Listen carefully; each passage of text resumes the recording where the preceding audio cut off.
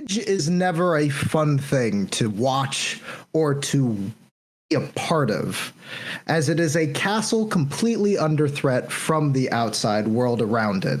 As legions, armies crash against the walls, those inside usually are stuck, waiting out a long and violent series of events that most people will hopefully never endure. However, the siege of Castle Ravenloft was not like this. It was one where the people who would most likely be threatened in a siege were the one threatening the castle, as men and women took up arms against a tyrannical leader, that being Count Strahd von Zarevich, one whose armies had marched across into the mist and had killed many a town and folk around it. Barovia itself was splintered as the siege of Castle Ravenloft raged on, and inside its castle walls, we find a very different man to the one that we found earlier in this tale. A strong leader, one who is contemplative and cunning, looking over what seemed to be a dying battlefield, as this peasant rebellion was going up against a horde of the undead.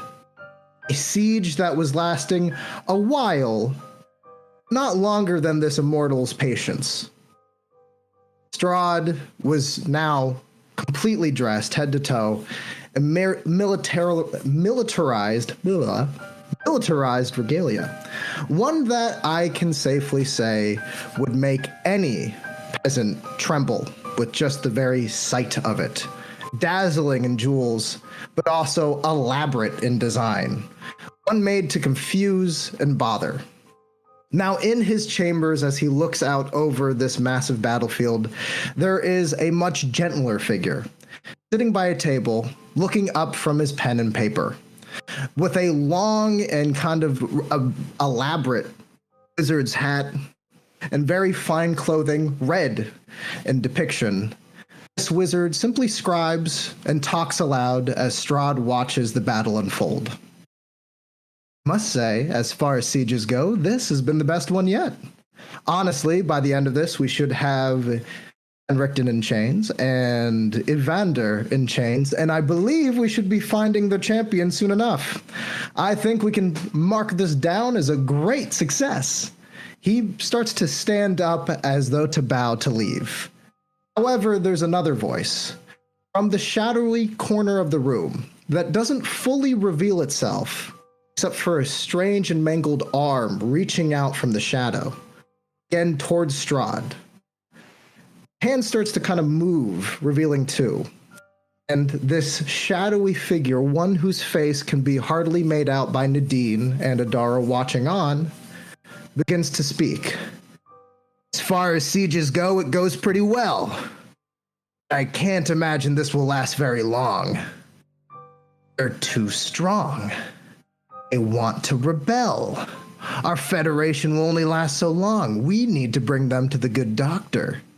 Maybe she can sort a few out. Maybe you should let me out. I could certainly help. The wizard immediately turns. I doubt that. Last time we brought you in, you immediately killed all of our captors. As far as I can tell, a little bit of persuading by the arcane arts, and we should be fine. The shadowy figure speaks again. I can't imagine that this is all Van Richten planned. I mean, he's considered to be the most threatening thing in Ravenloft, in all the domains. Do you really think that he's going to stop here? One final fight with you and he's defeated? Come now. Strahd is hearing this bickering,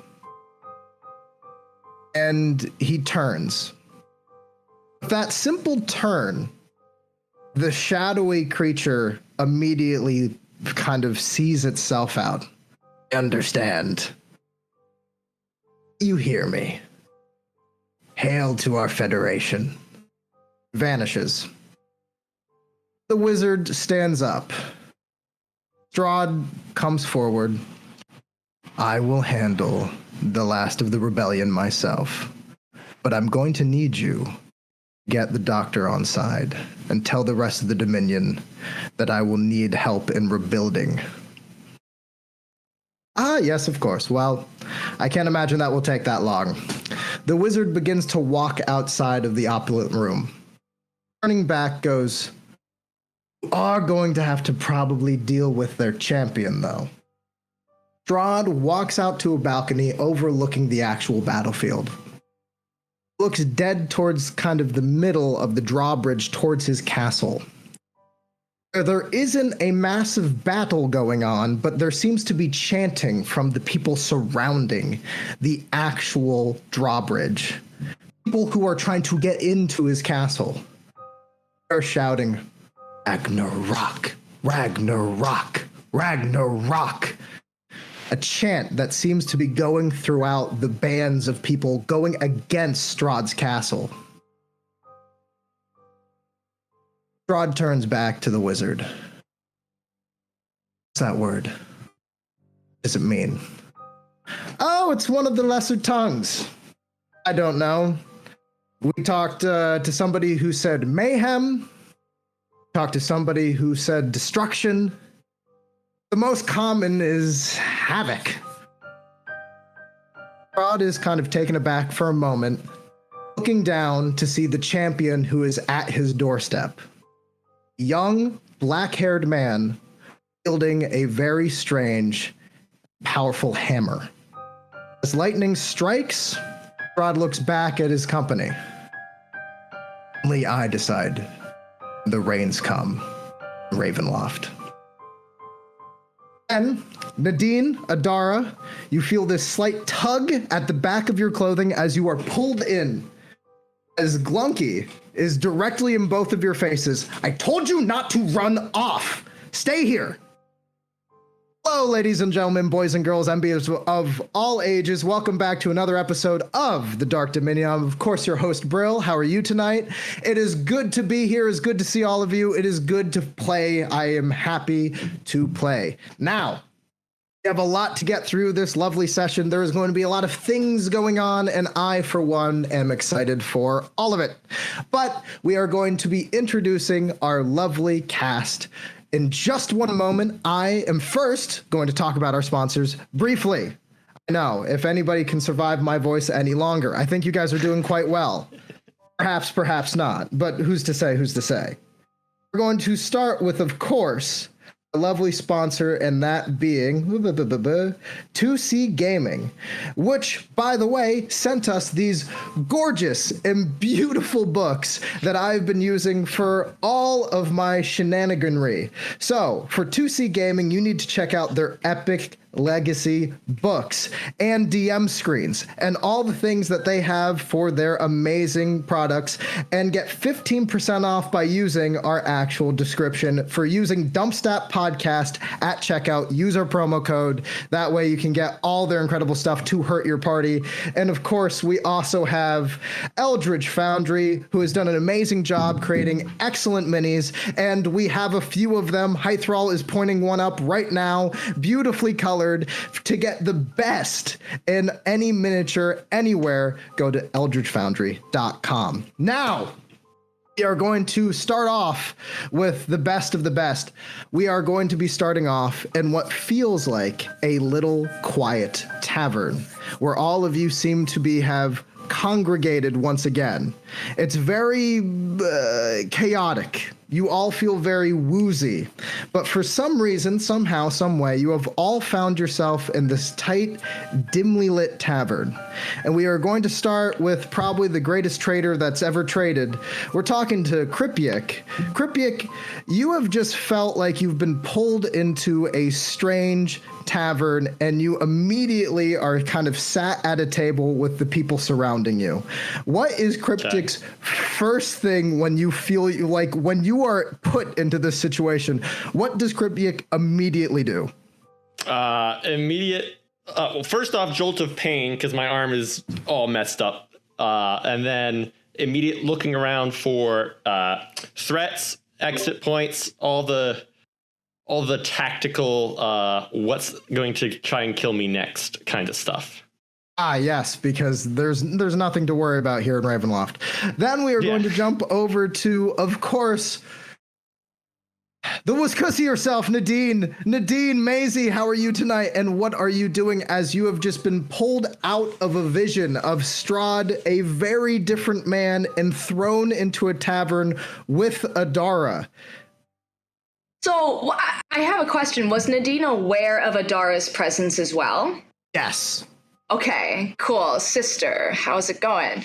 Well, hello, I'm Maisie Lynn. I'm the Wascussy. Pardon the lack of wardrobe. I was at a Ren fair, so that I apologize. Nadine is probably, I think Nadine's first assumption is one, her first thought is whenever she just doesn't know where she is and appears somewhere out of a sudden, her first thought is, oh, fuck, Gift did something. So her first thought is going to be make sure that nobody is missing any limbs, that she isn't covered in blood, that she hasn't seemed to have murdered anyone. And then number two, which hopefully nobody's head is separated from their bodies, being hopeful here. She's probably going to look for Adara. And if she sees her, I think she's going to awkwardly walk her way over and try to be like, did you see the same thing that I did? I felt you there, but I want to ensure that it was not a trick. Yeah. We are going to jump over to, of course, Hythrall as Adara. Hello.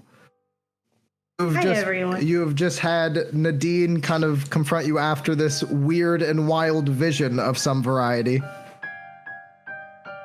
So, Adara's last memory when we left off with the last game was a satyr guy saying, prepare yourself. Right. So then suddenly she's in this vision and she's just kind of having mental whiplash. Oh, hello, dear. So that wasn't a hallucination.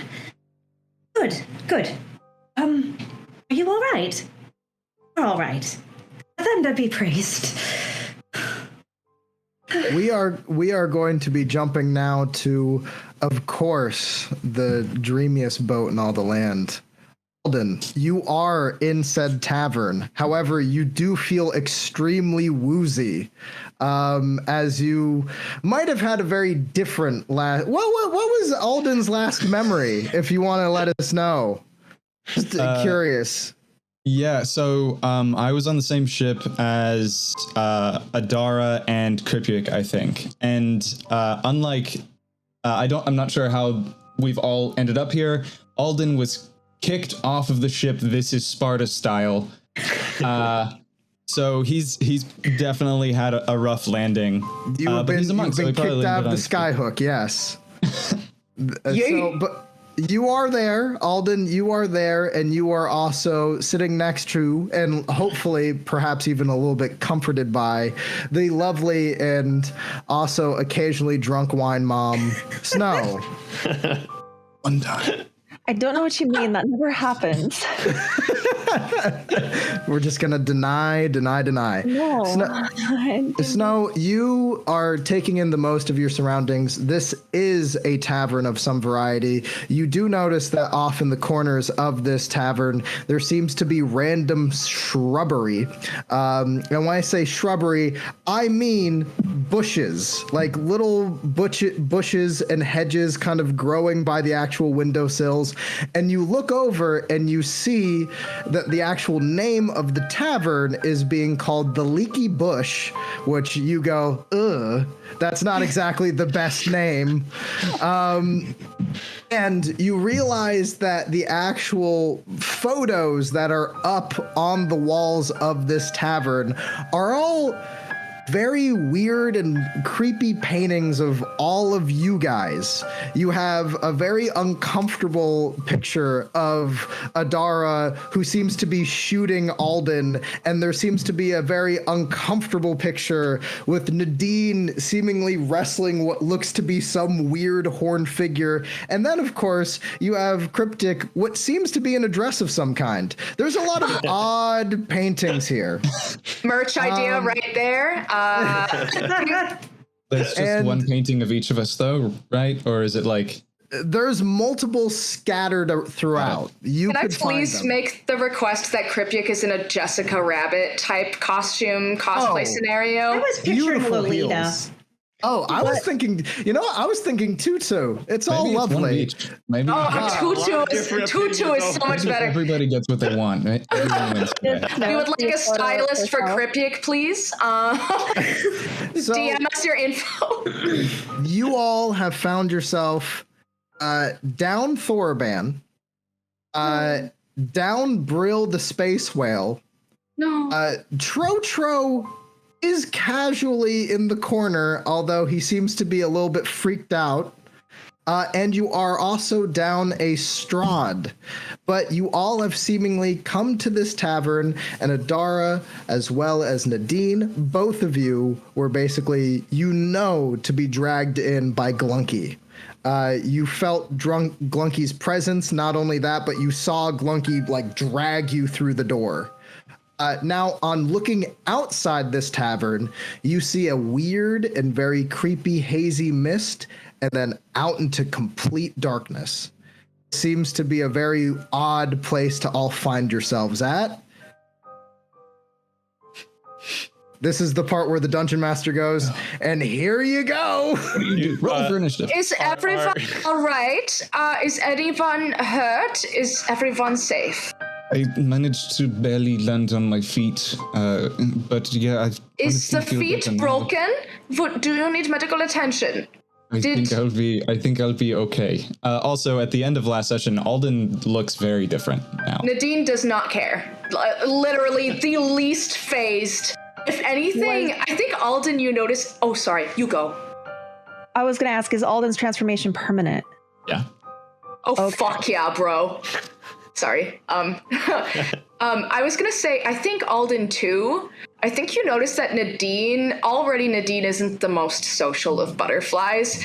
I think you notice a softer side of Nadine, and I think you notice that she feels a lot more comfortable around you.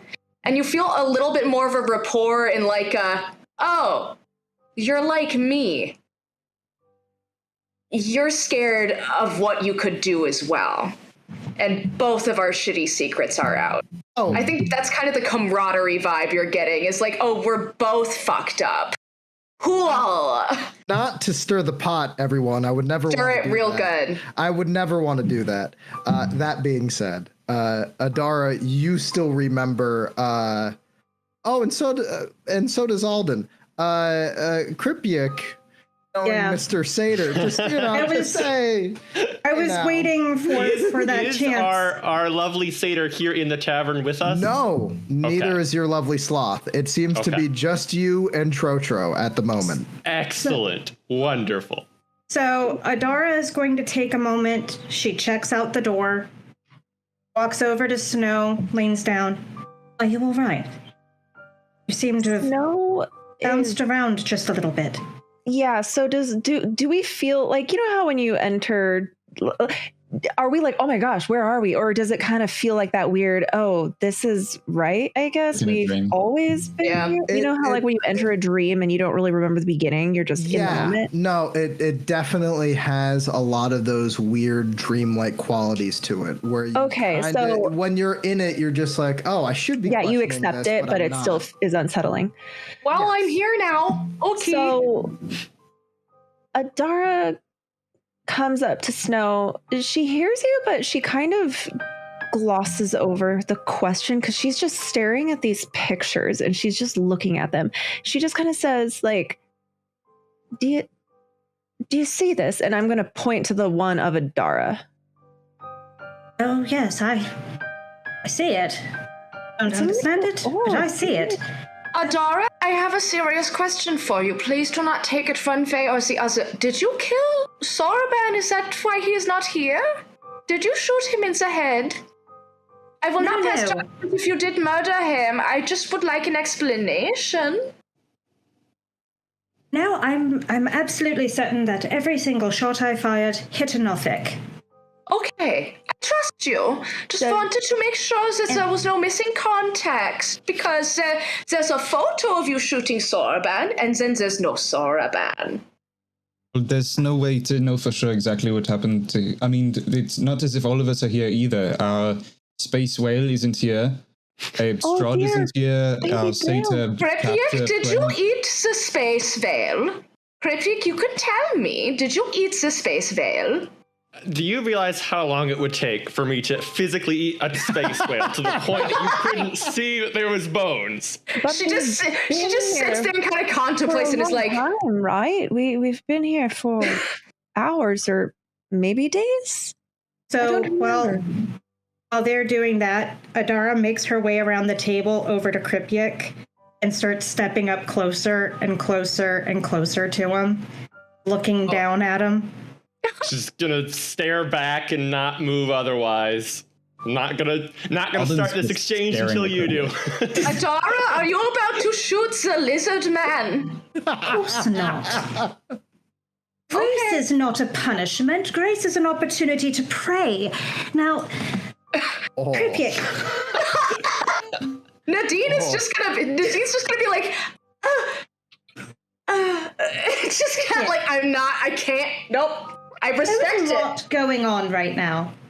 And I understand that things are a little bit fuzzy, but pardon, I distinctly remember something being mentioned about you being the reason we were at the barn. And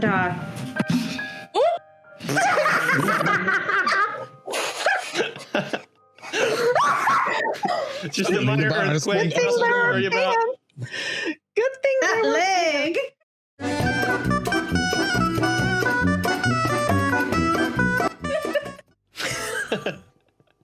Oh, continue. Nothing happened. Hearing more leering down at Kripjak, having asked that question about, I seem to remember something being said about you having something to do with the reason we're here. Care to clarify?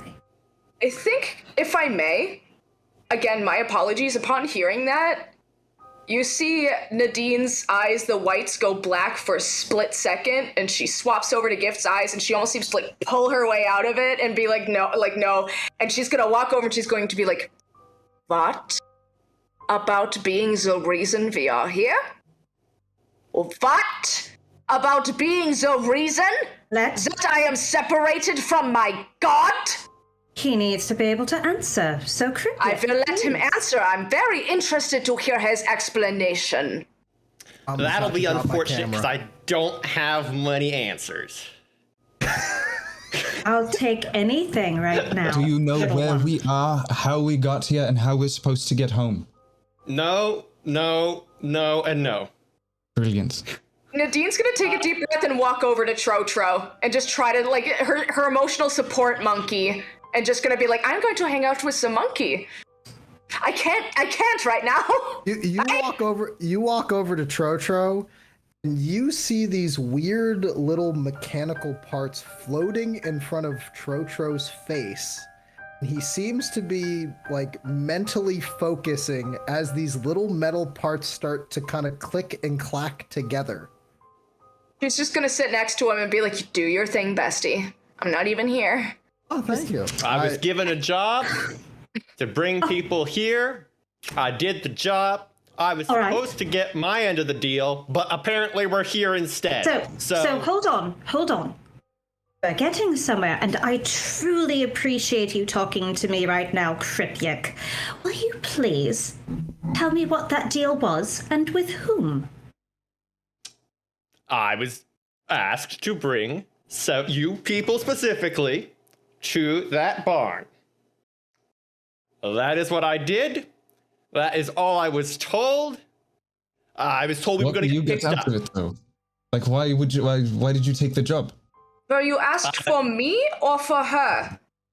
And Nadine kind of gestures like the demon bitch. It was by description, so presumably you.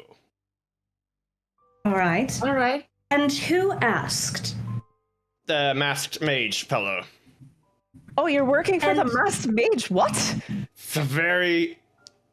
Working for is a very strong term. Made a deal with... Sure. Working for, no. Did you know he was going to kidnap us? No. So, like Alden asked, what was going to be your end of this phenomenal bargain? He could do that wish thing that we all wanted. He could handle mine, is what he said.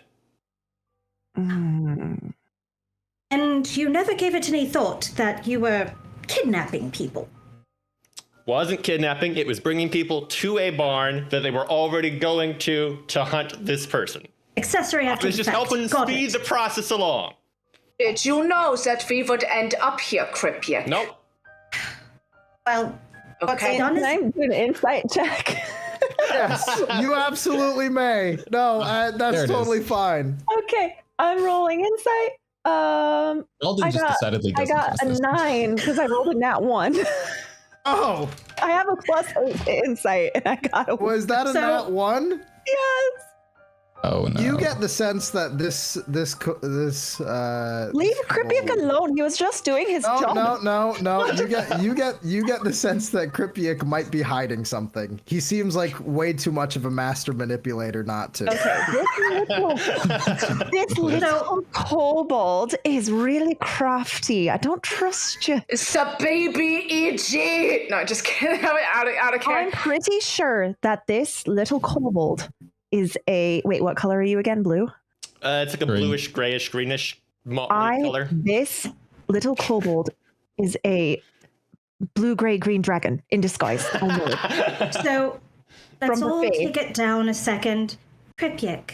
She kneels down. Pray with me.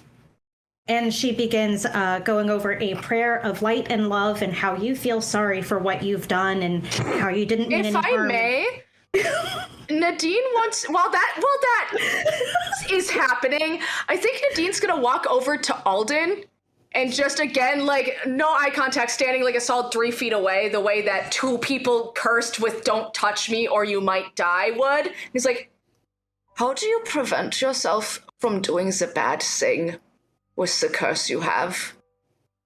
And essentially asking, "I'm very close to doing something really bad. How do you not ink people to death, Home Slice?" But in the awkward, socially awkward way. So sometimes most of the time it requires a lot of focus, which is why I ask that you tell me if you're going to grab my hand or my shoulder or anything like that. Sometimes I get lucky and like when we were fighting, Snow pushed past me and she was fine. But normally, yeah, I have to really have my head in the game. And I think Snow is sitting next to me, right? I'm kind of recall. looking at you because I didn't see you transfer. Well, I did, but I was drunk. Snow. Oh yeah, you don't even know. No. You just think No. that I'm really being edgy. Yeah, Letting Snow out my and monster. Snow and Nadine. I'm going to need both of you to please roll perception check for me. Oi, no. Okay. Kripjak will sit with Adara, but in like the most passive, resistive way. Just In like, the- Like when your family leads prayer and you're just sitting there like, He's got his hands together, but they're like on his chest. Secular way. What was that again? Perception check? I got a 25. I got a. Oh, yeah. I got a 20. So both of you, while you're kind of both having this conversation with Alden, both realize that Alden is a little bit see-through, just the tiniest bit transparent. And when Does you're that talking normally to him, happen? I've never had this happen before. It's been a condition. I thought originally physical, but yeah, I guess it's a curse that I don't know how to go back. Adara, did you shoot Alden? He's looking a right. little bit good. No, sorry, I just thought that it would be funny. I think Nadine is gonna quietly look to Snow and look back to Alden and realize he isn't I aware. feel like Brill had something to add to that. I Oh, want to no, so I was- fucking sorry. no, you're good. You're good. I got no, real excited. You're very I good know, at DMing. You're fantastic. Thank you. Doing When I'm such a not good dropping my camera. Yeah, That was everybody. so good. That was like folly Mwah. work. No, you're welcome, everyone. Now you get to see the true mess that is my apartment. No, but what I was going to say was, it seems that he's transparent, and every once in a while, it seems like he flickers. Like his image flickers for a moment, and then it's returned. Alden looks at Snow. Why were you looking at me like that? Alden. Well, first of all, don't remember, and I kind of gesture at his visage in the most polite way. Alden, if I may, with your permission, may I want to try to touch you. You cannot hurt me. I do not feel pain. And I think she's going to gesture at the are Gothic wounds still there? I mean, they technically are, but I mean, you guys have... Yeah, you're fine. Oh yeah, no. She's going to gesture at the Gothic wounds, and she's going to just kind of say, she doesn't let me feel pain anymore. You cannot hurt me, Alden. I just want to see. If you're going to cast a spell, I think that's... I just want to touch you. I just want to touch you. Yes, you have my permission. Okay, and she's gonna just gently reach and try to touch your shoulder to see if this is like an invisibility thing. If it is an invisibility thing, where are the pants, Alden? And then also, but I think she's gonna see if he's actually physically present. So with actually reaching out and touching Alden, he is physically present. However, sometimes, like when you actually were able to touch his hand, it feels like he physically remains there, visually flicker or seem a little bit transparent, but he is physically there. You can touch him, you can hold him. And you guys also notice that kind of there's this creaking, very uncomfortable noises kind of above the tavern and what seems to be below the tavern. There seems to be some kind of strange skittering. To be completely honest, the tavern gives you the willies, is the best way to put it. It is dimly lit. There is clearly no real rhyme or reason why you guys are here, and many of your party members are not here. And you also notice Trotro Nadine seemingly fishing up whatever weird metal project he was so focusing on. As he kind of holds out, he grabs the actual thing that he was creating, which looks like a little flintlock pistol. Oh my god, he's an artificer! And he points it at Kripjak. And he goes, I am tired of your lies. And Nadine's gonna step in front of Kripjak, no thoughts. Just, no. We don't shoot people unless you are Grace. You do not. I made little Grace. Stand up. No, you don't use him. Adara is the only one who gets to use Grace. Lineage. I move my jacket to the side. That's light. My pistol, and I walk over to Trotro. God damn, girl. Your character is so good. Bye. Fuck, dude. Damn. Sorry. Starstruck. Continue. I'll shut up. Trotro. Yes, I made a boomstick too. We don't use those to threaten and harm. Will you please put that away? It's not a toy. All right. And you see Trotro like tried to stick the flintlock pistol into his pants, but he has no pants, so it just falls to the ground. Excellent. I pick it up. I'll hold on to it for you. It's not like it would have hurt him anyway. It's a blue dragon in disguise. Give him a look. Alden can see himself, like when he looks at his hands, he can see that it's like shimmering, right? Yes, that you are see-through. Is it anything like when he lost his invisibility from Thorben? Your pants incident? No, it's not quite like that. The incident. Watch session 1, guys. Go back to the VOD, you'll find it. There, you gotta incident. look for it. Behold, the bush. May I retcon in that the bush logo on the tavern is wearing Alden's pants, and that's where they went. Is the bush stole the pants? Naturally, of course. Here at the Leaky Bush. Pants. Would they wear them like this? Sorry. Submit your comments, guys. Let us know. But as Alden looks at his hands, he says, I have no idea what's happening. I don't know if this is because of my condition or because I was thrown from the ship. The last thing that I was told was to wake up. And I don't know about the rest of you, but this feels like some kind of dream. And I've been having weird dreams recently. When you say dream, Snow's face is going to be like, oh, yeah, that actually makes a lot of sense. Like it didn't realize up to that point. Alden, if you need to wake up, Adara does have means of waking person up. I hear that they are 100% effective. But if I'm also in the dream, I don't know if it would be effective. But if it's 100%, then I trust you. You know more than me. I don't. I cross the Somebody floor over slap to me. Alden. I'm ready. 1 I second. meant Alden. Snow. Pull up my sleeve. You need to touch me again. I'm not sure. So the thing with that particular ability is I have no control over when I know how to use it, but I don't know how the benefits will affect me, if that makes sense. So you let's just hear hold on right to next that. to you while this is happening, Trotro in your ear going, if you think this familiar fight is over, it's not. You and me, buddy. I'm. Did you just call him a familiar? Wow. I'll eat you too. If I eat you first and you see him Disease start to like win. making another gun, Oh, like God. he starts. I'll be the fan favorite, bitch. Only one peppy one peppy animal companion gets loved. I'm gonna be Alden- the face And, of the and that Adara peppy came animal over to me, companion's right? name is Baby Brill. Baby bro.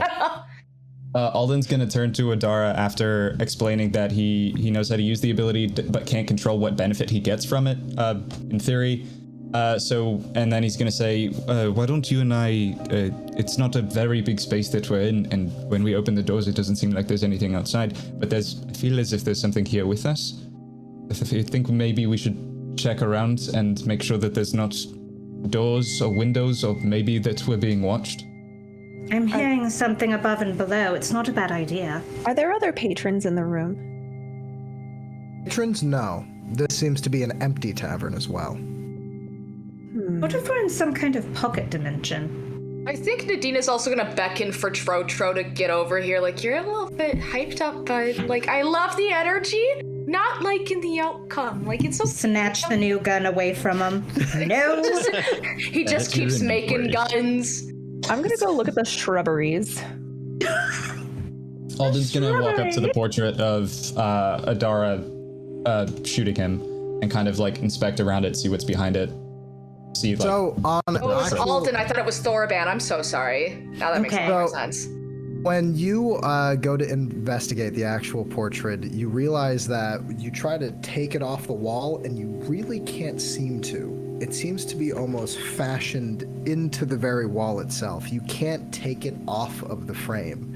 And Snow, when you start investigating these plants, I don't think I need to tell, the equivalent of like a fey nature spirit this. So you basically walk up to these plants and immediately know like, oh, these are completely fake. Like you look at them like they don't behave the way plants are supposed to. This isn't growing. This isn't moving. It doesn't need It's to be just watered. really tacky Eating plant plants. decorations, like silk plants. Basically, like it Oh. might as well be styrofoam. Like you're looking at it like this is completely not anything. The actual kind of when you guys look outside the two windows that are actually in the tavern, you realize that kind of outside it seems formless and vague, except every once in a while one of you swears you saw something rush by one of the windows. Mothman. Possibly. It's always possible. I'm gonna look for stairs because we heard something above and below. So I know Alden's doing the same thing. Start looking for stairs. So you go behind the bar and you find the actual bartender's trapdoor. You imagine that would open up into the cellar. You open up said trapdoor and it is just more floor underneath it. It does not open up to somewhere below. Okay. I kick it. Does it sound hollow? Sorry. Yes, I just wanna try and it slip does out not of sound people's view. hollow. Like under Okay. a table. Got my or eye on something. you, dragon. Nadine is also staring daggers at you. Okay, She's like- I wasn't sure. People look like they moved on. I wasn't sure if I was still on timeout or if I- Cryptic literally looked around and said, "Are the powerful women not angry at me anymore?" Okay, I think I might be able to sneak out of this one, Chief. Nadine is gonna look at him and comforting Trotro and making sure don't kill the lizard. And she's gonna go, I was raised to forgive. and to understand and to be the bigger person and to know that no intention is cruel. And with that, I forgive you. But I hate you. And then she's just going to turn back to Trotro and just be like... You notice that Trotro seems to be like, there's just pieces materializing in front of him. A power you have not seen before. You're going to get the vibe, Brill, because you've seen me with my cats. She's going to just keep removing them the way that I would remove plastic from my cat's mouth. We're going to get a few guns out of this. Yes, and I'm just going to keep I'm going to be like, anybody need one of these? I can't. I'm going to be like, good job, no. Fantastic, no. So let's go ahead and get this out of the way now. What's done is done. If not for Kripjak, we would not all be here together. There's obviously something very dark we all need to handle, and by the light of Lathander, we are now all together taking care of this. Kripjak, can you promise not to be a dick? That's a very vaguely worded question. All right, a traitorous dick. Probably. There you go. And take full comfort. Probably. Take full comfort that if Kripjak, who I'm sure is very sorry for his sins, does it again, he will meet grace in all its full glory. I know half of you are priests, but aren't we all mercenaries hired to do jobs that include murder and betrayal on a regular basis? No, I beg your pardon. I do not do any such thing. I just thought we had He tried so hard. Just me then. He'll just go walk over to look for like a barrel or something to drink and a cup and just check out of the conversation. You walk over and you notice that the booze, you look over and you're just like, oh my God. And you reach down and you're just like, sis, trap tequila. They have kobold drinks here? This is fantastic. So you start pouring yourself a glass pretty easy. You're just like, this is fantastic. Wow, I haven't seen that since I was a boy. With that said, can we please use our energies to figure out what's going on and why we're here? Maybe instead of building firearms, Juju, you could be building magnifying glasses, or perhaps, I don't know, something to help us find what's going on. We need to not focus on Kripjak and figure out what we're doing. Don't talk. Trotro, can you come here really quickly? I need to. Alden's looking out one of the windows. Monkey's over and kind of sits on your shoulder, and he's like, "Yeah, what's up, my man?" Do you have any more of those guns on you right now? Nadine's like, oh, and she just brings one from the pile. She's like, what color do you want? Can you give it to me really quickly? Implicitly, she's like, he's asking Trotro, not Nadine. Oh, I'm so sorry. Oh, Nadine, Trotro absolutely grabs a few from the pile. Please take your pick. Sure. Alden's gonna grab Trotro and throw him out the door. Oh. All right, roll strength. I love it. Alden, air 5. Well, so do you throw? You just take him up and throw him? Well, he's flying, right? So I imagine Alden's just gonna like take one hand to grab the guns, and then with his other hand just push him through the window. Okay, cool. No. That's good to know. I'm gonna need you to please roll dex on that. Just straight dex. You are catching a flying monkey. Come on. Is that technically deflect missiles? No, I'm kidding. Let me. Where's my D20? I'm so excited to use it.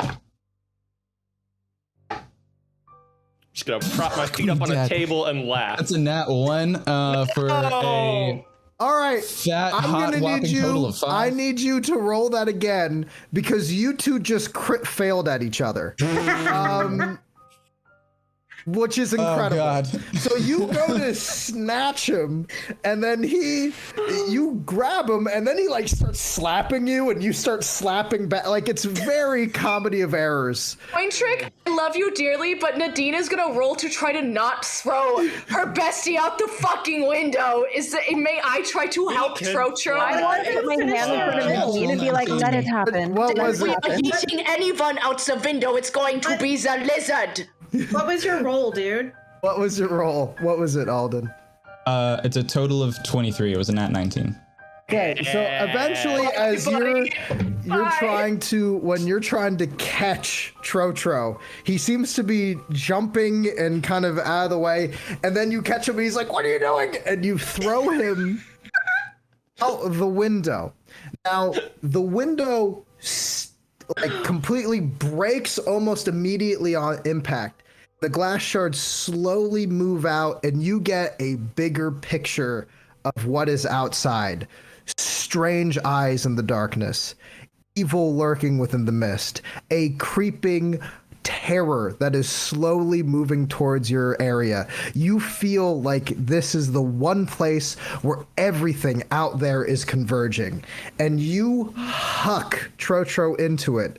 And as he goes end over end, you see him start to change and morph until landing outside is a rigid and very disgusting looking creature. She rears her head back as she turns towards you.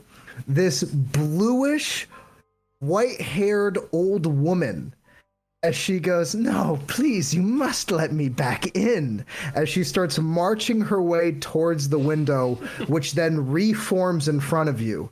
She is tapping on the actual glass.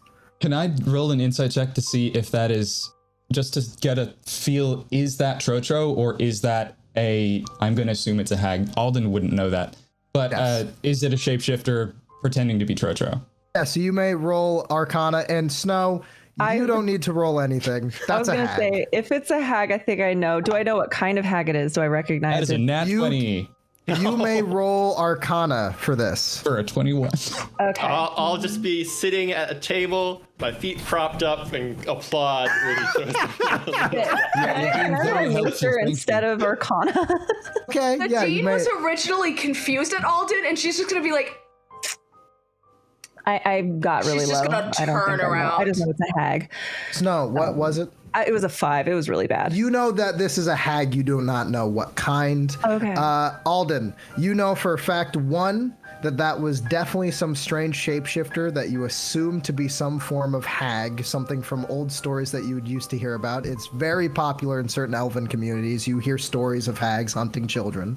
And you just kind of figured that the weird, strange little beastie is not actually Trotro. You do believe Trotro does exist somewhere, but that was certainly not Trotro. Oh, I see. He's gonna turn to Nadine and just say, to be completely honest, I thought maybe he would just fly back.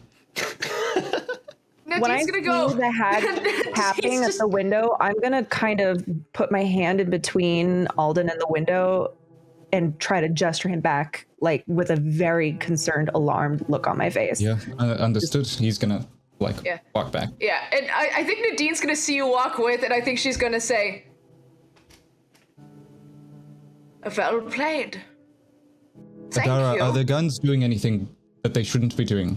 So actually, I was about to say, when you look back at these guns, they all kind of phase out, and you get essentially a body, a pile of little body parts like fingers and toes of all sorts and places. Very disgusting and disturbing. Gonna shoot I'm me with a actually toe gonna, gun. like, no problems whatsoever, walk right up to it and start, like, picking at it and observing the little pieces like this. So is just what does that a mean piece. about where we are then? If that's what it was constructing, are we in an illusion or what is happening? Nadine's gonna get a drink at the bar with the lizard man. She's gonna plop down next to you, and she's gonna be like, "I will hate you significantly less if you pour me whatever that is, please." So, no, this is mine. You can get your own.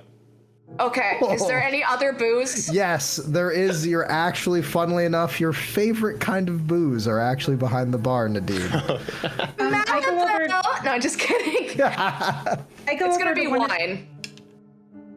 I go over to one of the paintings of us and run a finger down it. Does it feel fleshy? Does it feel like canvas? What is it exactly? It actually, when you put your finger down it, it feels like normal wood. Okay. And which is very uncomfortable. You all hear what sounds like 3 knocks at the door to the tavern. Rifle up and pointed at the door. Well, it was a good run, gang. Is the hag still tapping at the window? No, she seems to have moved on away from said window. May I do Nadine has not drank the wine. I want to make it clear. Can I do an investigation check to see if there's something spoopy about the wine? Go for it, of course. See, I'm fine because the lizard has had his booze and he's not dead, but I'm not gonna. He also talks about there will eating be no people. repercussions of this. Yeah, bestie. Yeah, so would it be Only good things. Would it be an investigation check? Yes, yes, that would be investigation. Okay. I'm still looking at these body parts. I'm trying to see, is this like typical winter court hag shenanigans, or is this something You can roll different? Arcana on those That if is you wish. a 19 Oh, on the I got- bottle of wine, by the way. I got a natural 19, so 17. Okay. I have -2 to So Arcana. Nadine, on your check, it seems as though that this wine is not necessarily bad or anything. However, you notice that it doesn't have the aftertaste of alcohol. It is not getting you I haven't drunk. tried it though. I wasn't All gonna right. drink it. Well, it certainly I doesn't can smell supply that as information. Okay. Okay. though. There you go. Here, So either Kripjak, way, a gift, a peace offering. Drink it all. I'm just kidding. Either- I'm kidding. I have mine. Either way, it does not seem to be nefarious as far as you can tell. As for you, Snow, when it comes to these parts, this does look like typical Fey hag magic. In particular, using strange and usually disturbing things to cast certain spells. And this was clearly part of this strange illusion of trying to get this monkey together, which you're still trying to figure out where the guns play into that, but you're pretty sure that they were just trying to do Trocho, and they're just like, oh yeah, they're flying monkey artificer, of course. Okay, so yeah. Trying to take my bit. Yeah, exactly. So, knocking at the door continues. So are we blocking that, or are we just letting her back in? I think you should open the door, Kripjak. Get an axe. No, Who's don't there? do that. I was quoting something.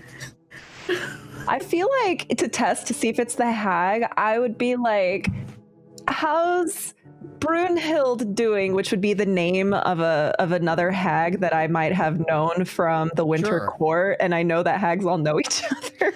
There you go. How's Brunhild doing? Haven't seen her in a minute. The knocking continues, but there is no answer. I don't think it's that hag.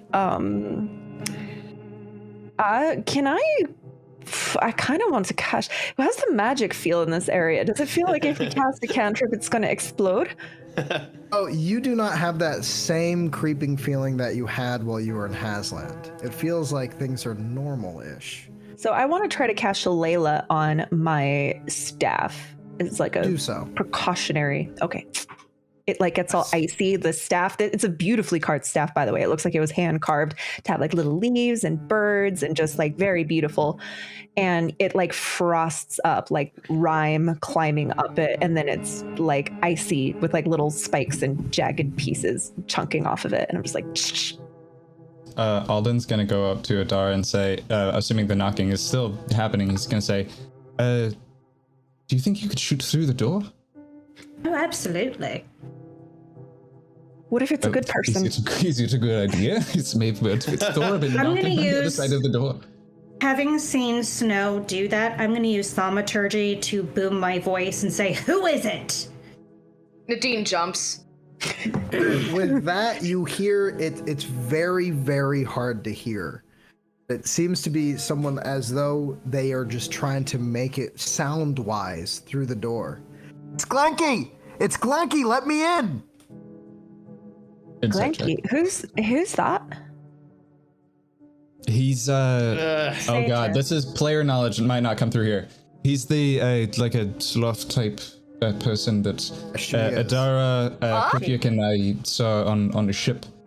You, for some, like I've said, there's been many weird dreams and things happening.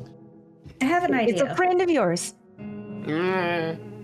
Maybe, or maybe he's the reason we're here. I'm just kidding. Should we open the door? I have an idea.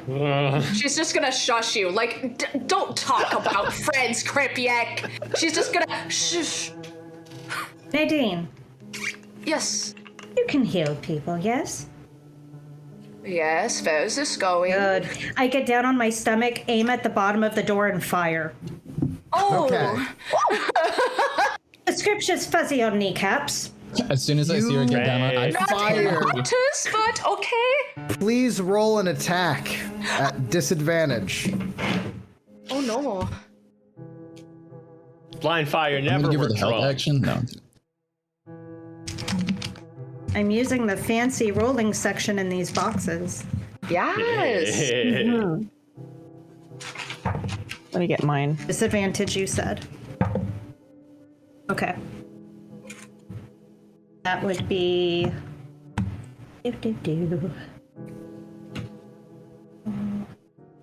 15. All right, please roll damage. Actually kills our sloth companion. She won't die. We're just cleaning out the NPC roster today. That's all. I need to do that. Brill. The fun thing is I can choose to make it non-lethal. Oh, there we 15. go. All right, so you fire.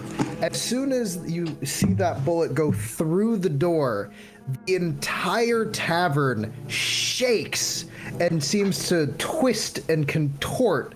The actual floor beneath you begins to rise up and down as though the entire building is seizing and heaving. Oh, the door, it kind of gets ripped to pieces almost as it's trying to like reform itself, and you see the little old sloth folk kind of waddling in with a trotro over her arm going, God damn it!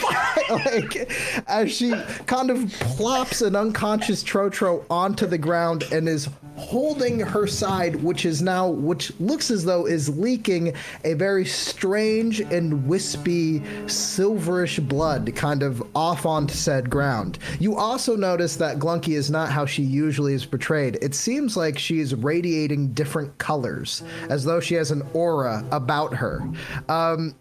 She kind of leans up against the actual tavern wall, and you see the actual tavern start to bring itself back together, and she goes, I'm the only thing keeping us alive. Please don't shoot me anymore. Rush over and just... Okay. Oh, I'm so sorry. I was gonna go threaten her, but if you're gonna go heal her, that doesn't really send much of a message, does it? Listen, Nadine, if you tried to get anywhere near my Glunky, she would just fucking clothespin you, dude. She would be like, no. So, Okay, so Kripjak Healing. makes a move, starts saying, hey, you owe me, gets clotheslined by Nadine, and just, all right, whatever. You can be If anyone angry. would like Is to heal this our slow friend person here. also a blue So- dragon? I guess while you're If threatening, I could be I a do cure dragon, would I wounds. be a kobold right now? If you were trying to trick us. I go over and cure wounds. Oh, I was there. Oh, You were threatening Kripjak. No, I was doing one of these. What's my hand healing her? Just like a nope. She is healed. Glunky kind of putters to her Most feet, clerics are just healing the. praying over her. She You grows see a new arm. But hey, She starts to kind of walk over to the actual kind of table as she kind of climbs up to sit down, and she's like, okay, we need to go over a few things. Please, everybody, come over and take a seat. You It was can nothing leave. personal. I understand. This is very shocking, and I'm sorry that all of you are having to go through this. I'm sorry that I'm going through this, but unfortunately, it's the best that we can do.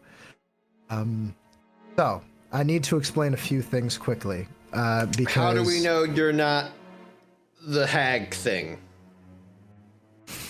Can I roll another insight on this Trotro and see if this? Yeah, can I as well? Okay. Can I roll with advantage because I know what hags look like and act like. Was that yes? Oh, Can she get advantage because she's hot? Well, I got 24 on my insight. Okay. I Didn't need it. 14. And what did you get, Kripjak? I wasn't even rolling. Oh, Should I roll? okay. I thought you were rolling. No, it's okay. I was just so asking the question. both of you look over Trotro. This is definitely your Trotro. This unconscious monkey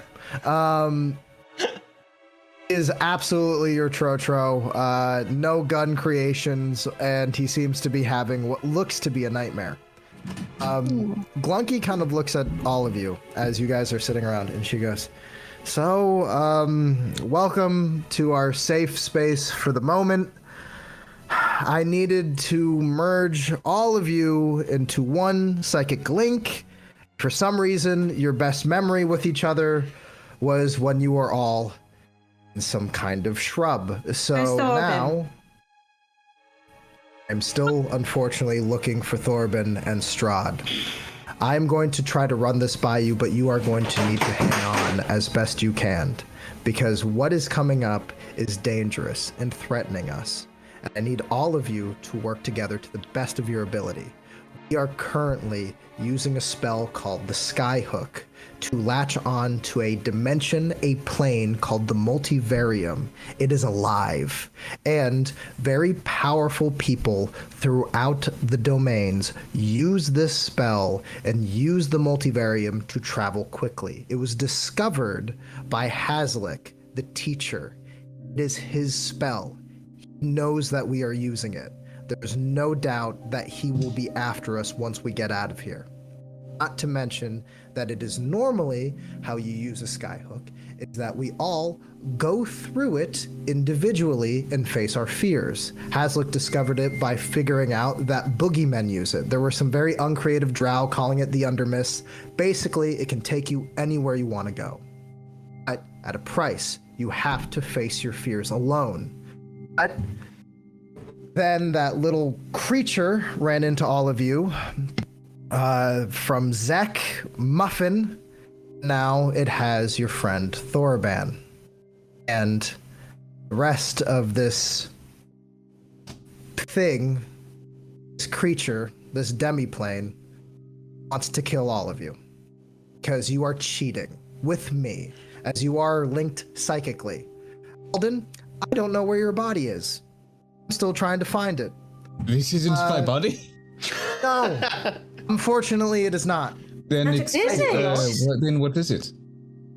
Well, I have no issue touching things. It is the best way to put it. The Multivarium is a place where mind and body merge into one, and then we are all psychically linked. So right now, this is the physical form that I am keeping up for you. Okay?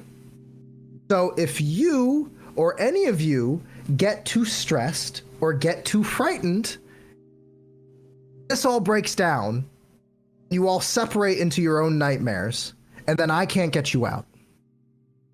That will happen. So, what all of you need to do to sit down, do something that my people discovered, I like to call it therapy. Pie starts to raise up from the table. This is group therapy. You are all going to share what is wrong with you, because otherwise it will manifest out there and kill us. So, what's going on? You see Glunky kind of like crossing her arms, and she goes, I've looked at all of your heads. Okay? I don't want to deal with all of that. So, what can your friends be expecting before we go out and deal with it? Because eventually this tavern needs to fall apart. I can't keep this up forever. Nadine, when she says, I've been inside all your heads, goes, I'm so sorry. Yeah. And also, Dara, do want you to know that we are in a place where your minds are going very quickly, but you are still engaged in physical combat with Evander. he will be trying to kill you as soon as we're out of here. He is still trying to psychically get into the tavern. And while she says that, she points to a wall, and chiseled on the wall, it says, "Let me in." And then you see her move her hand to like erase it. He will be trying to get in here. The rest of your fears, this plane, will try to be getting in here. We need to make sure that you guys are safe, that we help Thorben and your friend Strahd, because I can't find Strahd either. And then we need to get out of here with our lives. And once we're out of here, we will also be hunted down by the Federation of Realms. So if you have questions for me, ask them. But seriously, whatever is going on with you, take a slice of pie. Tell us. Because we're going to see it whether we want to or not. Right. I'll serve. Alden's gonna hand out are there plates, I guess? Our plates, yes. Yeah, brilliant. start cutting pie and getting it out. Can we use the loo before we dig in? There isn't a bathroom. I did not make one. This is cursed.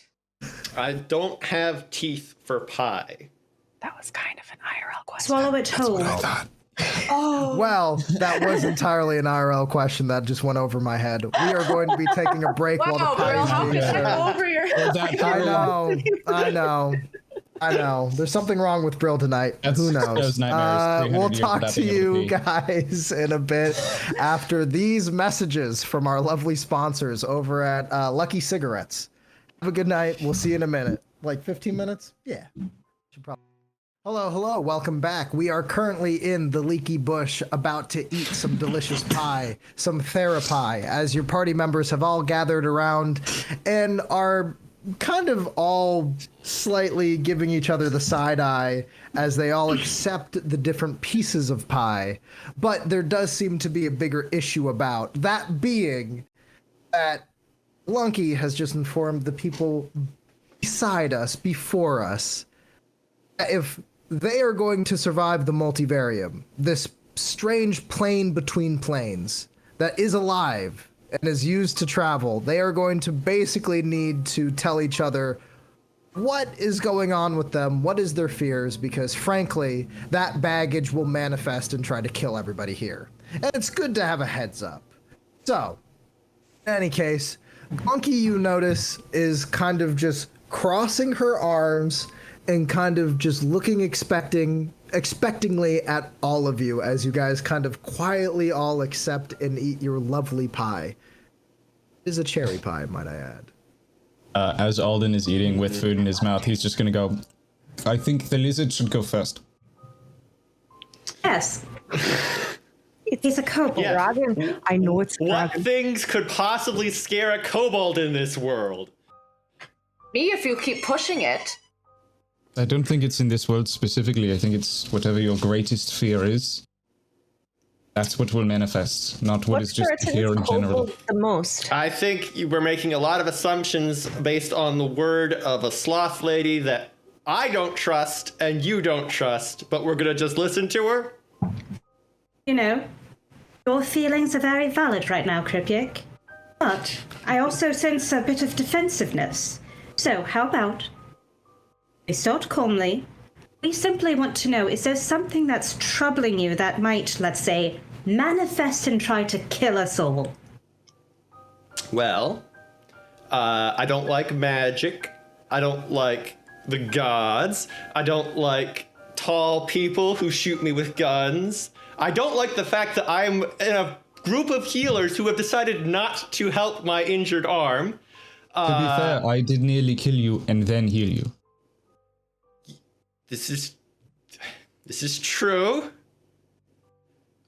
You have. All right. Nadine, look at the arm injury. Yeah, it seems as though he has a very kind of badly damaged nerve kind of in his shoulder, and it seems to just very, very uncomfortably doesn't seem to actually move correctly as a, arm should. This has been my anatomy TED Talk. Enjoy, everyone. Okay, so there's nothing she can do? No, Basic. no. This would take higher magic. You'd imagine this would take a bit more. This would take some chicken noodle focus. soup and lots of rest. Yes. Yeah. And a kiss. Apple a day. Wait, I'm mad at you. You're a dragon. Damn. Nadine is gonna go, my apologies for not realizing you're in pain. Friend, this is not something that I can fix. All right. I'm gonna get something out of the way. We've known each other for about a day or two. I think that there are some assumptions being made about how much we can trust one another that don't seem to be aligning with the reality of the situations of our lifestyles. What other choice do we have, Kobold? I've got none. I've lost. I'm dying at some point in the future. Aren't So we all? Is that not how mortality works, Kobold?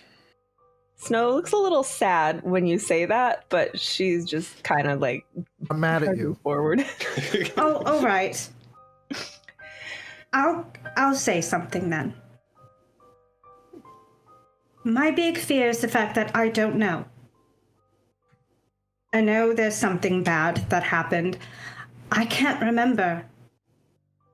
I know something about training. I talk about my military days like it was something sunny and bright, but I know it's not. And I'm not all right, and I don't know why.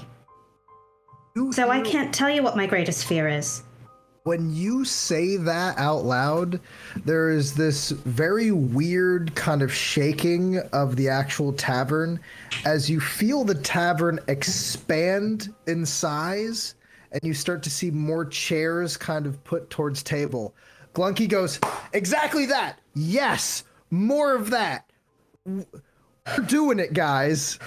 And then she looks at the rest of you like, Adara, I've been wanting to ask something of you for a while. Certainly. There is much admiration I have for you and your dedication to your god, and it is clear that he shines kindly upon you. Your god Lysander and my god Ilmata are friends. Yes. Is there any way you could ask on my behalf why Ilmata has left me? Well, For a sign, because I've been begging and I've gotten nothing.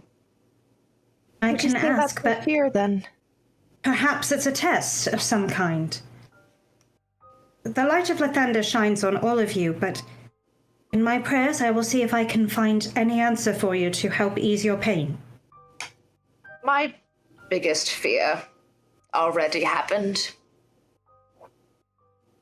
But the greater one still is, I'm afraid it's going to happen again.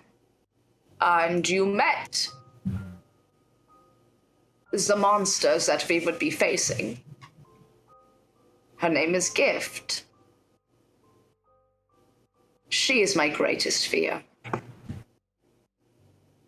And thought she that was a should be spell yours. gone awry. I wish it was.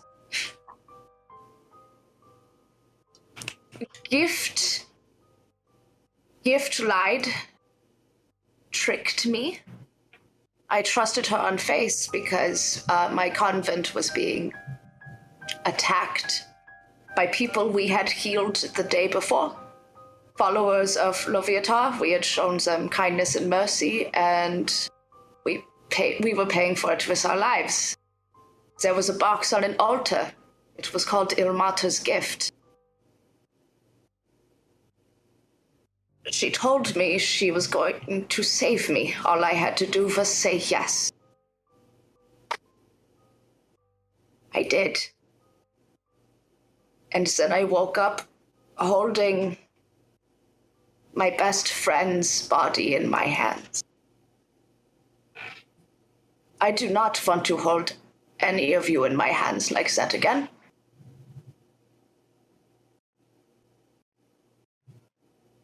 And I frankly don't want to care about anyone ever again.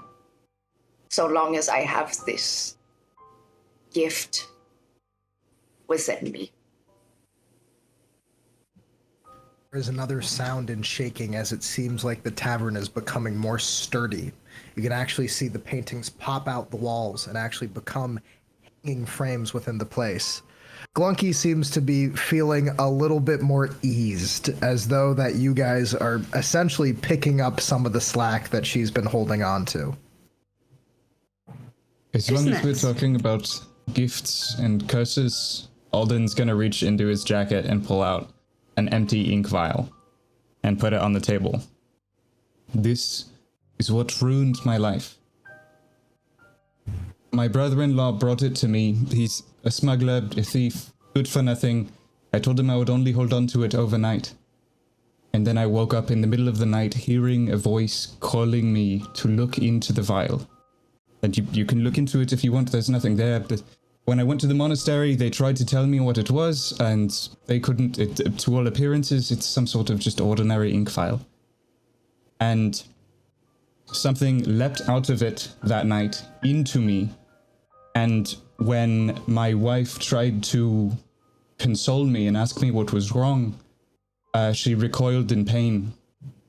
The same cracks that you see along my arms were covering her entire body.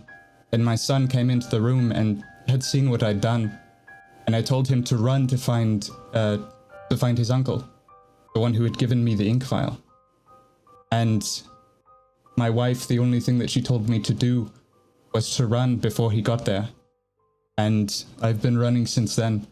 My greatest fear is that I will never be able to go back to my family. You notice that the tavern is becoming more structurally sound. And there is a crack, a bash, as something is thrown through the window. It is the head of the hag that we saw outside that is cracked open and is flung onto the ground. Glunky kind of, no, everybody stay here. It's just Evander. Just everybody stay here. Please do not get panicked. This is great. We are doing fantastic. And you hear from outside the window, because right as the window is reforming itself, you have what sounds to be, again, the grizzled voice of this satyr. Let me in. Let me in. I need to see those pups. We need to make them stronger. This is weakness you're giving them. And the window shuts him out. Although you still hear this banging kind of on the side of the actual tavern. Evander is trying to make himself in, break his way in. And Adara, you feel this kind of creeping sensation of, I need to fight that whenever I get out of here. I am still locked into a physical altercation with this person, even though this is making my mind work faster, and even though this is happening very, very quickly, it is still fundamentally a terrifying endeavor to actually go through. You have dealt with people in combat before. Evander, this satyr that Glunky has mentioned, seems like something else. He seems unhinged. Okay. Take a deep breath. Snow.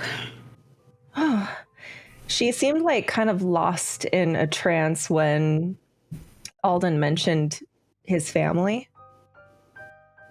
And she just kind of like, she has her little pipe and she's like puffing the fuck out of it, like stressed out.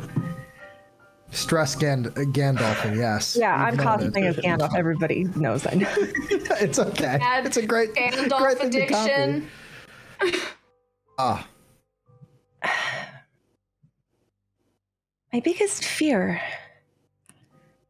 it's something that hasn't happened yet, but it will. It is inevitable. I fear the moment I have to hold the bodies of my mortal children as they age, and I will not. And they will die. And eventually I will die, but I will reincarnate. And they will move on. Alden cuts you another piece of pie. She takes it. Cut one for Nadine as well. Hand it over.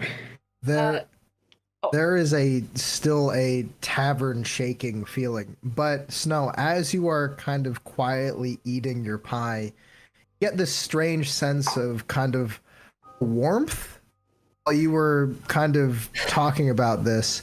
And Glunky leans over and he goes, "It seems like you are very connected to someone still."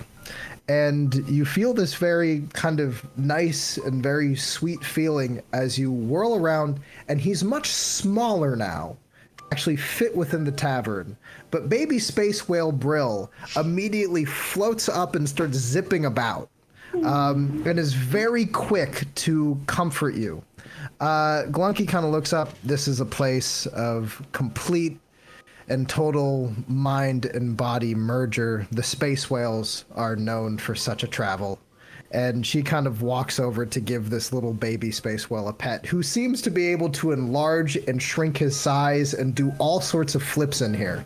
He is very much happy to be inside this strange place. When Snow's patting him, she just kind of under her breath says, "Oh, little Julian." Nadine is gonna get really quiet, and she's gonna look at Glunky, and she's gonna say, Will my dark gift spheres also try to kill us?" There is a possibility. Fortunately, what we are dealing with is something that no one's ever attempted. We have enemies on all sides. This is a place where you are supposed to face your demons on your own, especially ones that aren't necessarily literal. Can't imagine what you'll find in here. Nadine chuckles at face your demons. And I think she's gonna turn to everyone, and she's gonna say,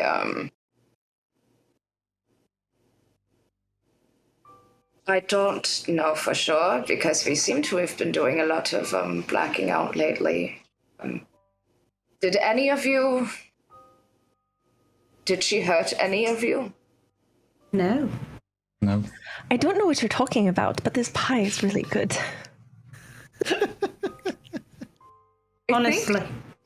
I think an actual, not a black tear, but a real tear is gonna like, kind of like go down her face of just like relief and just fear and Oh, don't cry, dearie. Here, have a bite. Again, she's gonna be like, stop. Like You want me to make you some tea? Poor thing. She's no. Nadine is going to almost snap at you, Snow. She's gonna go, Snow, I told you I don't want to care about anyone. Oh, I'm not asking you to really care. Big feelings. We can get you a juice box. Oh, sorry. A juice box? A good berry box? We're not asking you to care. We're acting on our instinct, which you may not care about us, but that doesn't mean we're not going to take time to care about each other. We respect how you feel, but we're still going to make sure you're all right. I think Nadine's, she kind of like looks at Snow really like concernedly, and she goes, you remind me of that friend I lost. Quick question. Nadine is human or half-elf? Elf. When you say that, she's going to kind of like lip tremble. You She's remind gonna me of what my daughter might grow up to be. Perhaps when I lost friend Gestel that day, maybe that was you in a different life, and maybe Elmata took kindness on me and brought you back in again. But that's why I don't want to let you get close to me. See Glunky cut out a piece of pie, slowly start to push it towards Kripjak. Okay, that's exactly what I was about to say that I do is while they're talking. So he gets 2 pieces of pie shoved at him. I imagine realize it's like I one can't piece, but eat like this. everyone's hand is on it. Why? Why can't So you he eat the says that? pie? I cut a piece of pie and hold it up. Are you ready now? Look. Y'all are elves and priests and magic people. I am a kobold. We tend to live about a decade at most, and we generally tend to die in some way gross and sticky. So I have come to the decision that I'm not going to do that. There's a lot of different ways that decision could be proved wrong out there. I'm down an arm. I can't fight. So at this point, I'm counting on you all to keep me alive. How old are you, Kripjak? 8. Kripjak. Snow's face completely changes. Oh, you're not a dragon, are you? You're just a little boy. No. I have been an adult in the tribe for 4 years. That's so precious. Bless your heart. Snow. No. Snow. Yes. He's an adult. Let's talk to him like one. Kripjak. I talk to my child as an adult too. It's, Kripjak. Mm-hmm. Have we done anything to hasten your unaliveness? Well. No. In truth. We're all here because of you, Nadine's gonna avoid eye contact for a wee bit. Outside of light threats in which we didn't actually harm you, She makes eye have we done contact again. anything to hasten your unaliveness? Outside of the chaos of battle, no. All right. Do you know why that is? Because you didn't know that I wasn't part of your team and you need help. Like I need help. I view you as part of this group. After everything you've said, you were honest about it. You are a part of this group. Therefore, whether or not you like it, we care about you, and we'd like to continue that aliveness. Part of that continuing the aliveness is you being willing to open up. Simple.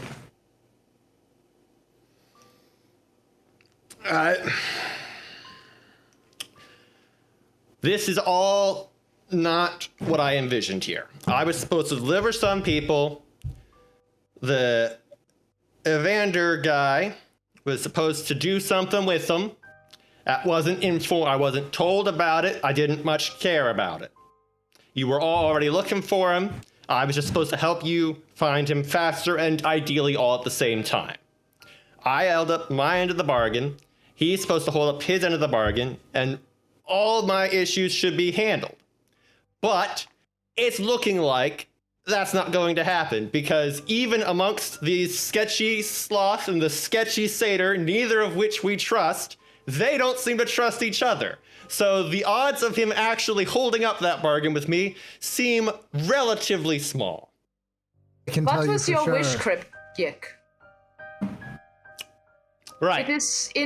It is in knowing what we want that we might have an insight into what we don't want. That It just being need what to be we old fear. enough, and he'll point at Snow. She's got it in one. I want to be a dragon. I want to be immortal. I'm not. You want to I'm be gonna immortal? Die within a couple. Snow wrinkles her nose at that, like what? Oh, yeah, Nadine is gonna she's gonna go, why would you want to be cursed with such emptiness? Do you understand what it's like to be a kobold? Do you understand I'm what about it is? middle age for my species. I'm in straight- terms Snow's of gonna clear her expectations. throat. When you're immortal amongst mortals, you experience a lot of your friends dying. And it kind of gets a little heavy after. Remember, kobolds. We die a lot. I think It's the moral what of we the do. I think the moral of the story is Would it not be better to die with your family in a timely fashion than to outlive them and then have another family and then outlive them and then have another family and then outlive them To and be you're fair, left with to be nothing? fair, if he lives another year, he might outlive a good portion of his family. and I think this is something we need to go ahead and lay on the table. Each of us have just laid out very different and unique issues and problems and fears. We will never understand what it's like to be a kobold. Kripjak has his fears. I'll never understand what it's like to be married and have a child and fear never returning to them. I don't know the fear of immortality, and I don't know what it's like to have something inside of me that could randomly harm those that I care about. We will never understand how each other feel, but we all sit at this table understanding we won't understand, but we can help one another. So what do we do now? Listen. Wonky kind of leans over and kind of looks at you. Unfortunately, I was played a fool as well. There's much I bet you still would like to know, and I will try to answer your questions as best I can. I will need to be honest, and I'm happy that we have gotten to a place where you at least feel a bit more comfortable with one another. There was a cell of resistance fighters a long time ago who were trying to go against this Federation of Realms. When she talks, you notice that the actual table dips down to show a very elaborate map before her. Different places, different domains. Used to be separated by a very distinct thing you probably know. Mist. Something that would bring people to these strange little spheres, these terrible little pockets. Wanderers would suffer through domains of dread. Who suffered the most were the people in charge. Each land its own prison. Some terrible ruler. You've already met one. Well, a lackey of one. Zach, who is under the heel of Haslick. The known members of the Federation of Realms, these leaders, but is more understood to be known as the Dark Dominion. She sits back and leans. Person outside this place is Evander. Is Doomwoken. Strange mystery cult that is dedicated on annihilating undead. Evander worked with very strange but noble people long ago, try to destroy Dark Dominion. And, in a way, they saved a lot of us. Were able to stop a terrible, growing power and cripple it for a time. Costs for many of them were too great. She leans back. I fear as I travel this multivarium with you, is not being able to find Strahd. Losing him to this place means that the Dark Dominion can pick him up. All of you were brought in because of your special skills. Vander must have handpicked you as the next generation of Doomwoken. He wanted to test you. Didn't tell me. Now that we can't find Strahd, the possibility of the Dark Dominion finding him. They'll have their leader back. Strahd's their leader? 18. That vision we had. I was about to ask the same thing. The vision you pulled Adara and I out of, was that the same Strahd Yes. that we met? That is your Strahd. It is the same man. Does I he also have had a... a vision. It was the relationship between Strahd and Havoc. It didn't really seem to mean anything, but I could tell that Strahd knew that I'd seen it somehow. Havoc was a resistance fighter of some kind, standing up against Strahd in a different life, it seems. Strahd was some evil ruler that people were rebelling against. Nadine and I saw it. They mentioned the Federation. It's not It was a surprising. very different Strahd. Armored, ready to fight. Havoc, front lines, dark hair, wielding a hammer. They were enemies. What happened to Strahd? Did he have a dark don't gift know. too? Unfortunately, after the siege of Barovia, once Castle Ravenloft fell, Havoc, Richten, Strahd, well, even Evander, everyone vanished. Everyone who was in that castle when it fell was never heard from again. And I was surprised. Only a couple of years ago, when I started moving people, defending people in my own way, helping them get from one place to another to hide from the Dominion, Vander comes out of hiding. And he asked me to help him, but he was so much more angry about it than what he used to be. Been twisted by this war, and he is willing to do whatever it takes to forge you into the perfect warriors. I'm not saying his cause is wrong, but I do suggest he is the masked mage. He went to the outside realms beyond the mist, do assassination missions for those who were in league with the Dark Dominion. Will kill anyone. Will stop at nothing to burn this whole thing down. As for Havoc, we thought he died. As for Strahd, we thought he died.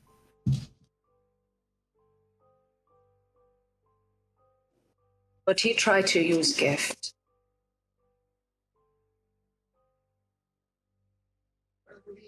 Because I know I'm the exact opposite of what he would want.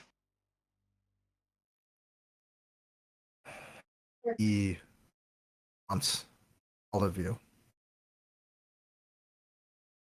You need to understand, resistance wasn't just based out of logical tacticians like I'd like it to be. Vander's a religious fanatic. Havoc himself had strange beliefs, talking about prophecies in the flame. Even Van Richten, the only person who ever made any sense, vanished with everybody else. Only Van Richten had the courtesy of leaving his body. The rubble. Barovia is a completely wasted realm now. As to hell. Testament to a victory ended up with us losing the war. Everyone is scattered. Men like Evander are trying to build something. What he's trying to build will end up hurting all of you. Might be the right cause, but it might not be the right leader.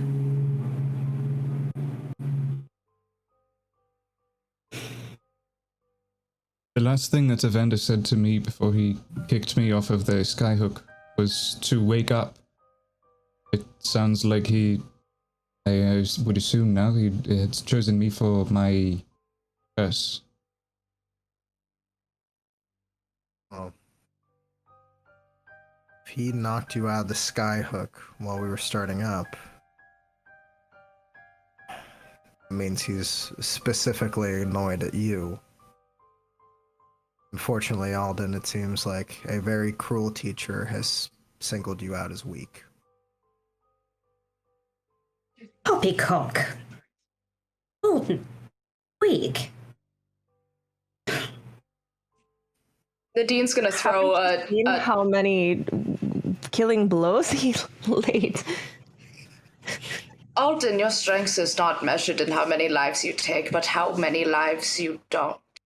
Through your struggle, and through your dedication, and through your care to prevent others from being hurt. That is your strength. And if the opposite of that strength is what this monster wants, then he's not going to get it. Before I was pulled in here, he was starting a fight with me. I feel it. Yes. Right on the outside of my mind. Is he actually going to try to kill me? The Doomwoken have been known for more extreme testing methods. To be completely honest, if I was not here, I'd have no doubt that some of you would most likely be dead. Become Doomwoken. So I'm why are probably you here, one of the only things keeping him at bay. What were you saying, Kripjak? I'm sorry. What do you get out of this? Where do you fit? You don't fit in the picture of the story that you're telling. Unfortunately, are some of us would still like to see Federation fall. I understand that Evander is a very bad man. I understand that all of you have been brought along and dragged here. Fused, some of you tricked. I understand that these are challenging times, but what the Dark Dominion intends to do is evil. If you could see the realms that they've already visited, you would be with us. I'm asking that when we make it to Hollow Bell, you help me. We can save Alden, we can find Thorban, we can get this creature known as Muffin out of your minds, especially Thorban's, as it seems to have latched on him somewhere out there. We can do all that, and I think all of you can go forward and help us.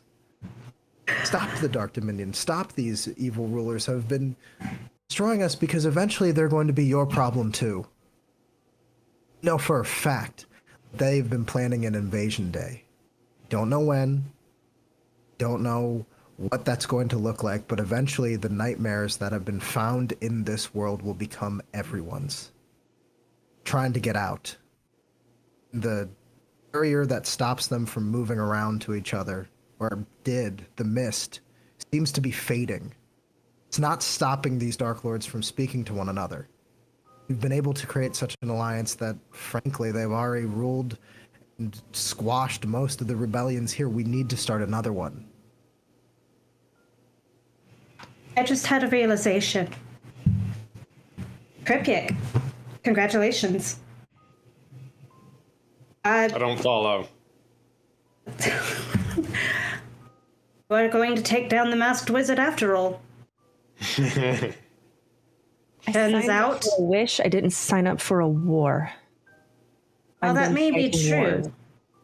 sometimes a good purpose and the light I already at the end had of a the- purpose. I'm being dragged into someone else's purpose. No, As you've said, you've got I was plenty of wasting time. time. For it. We need to get out of Adara, here. please. No.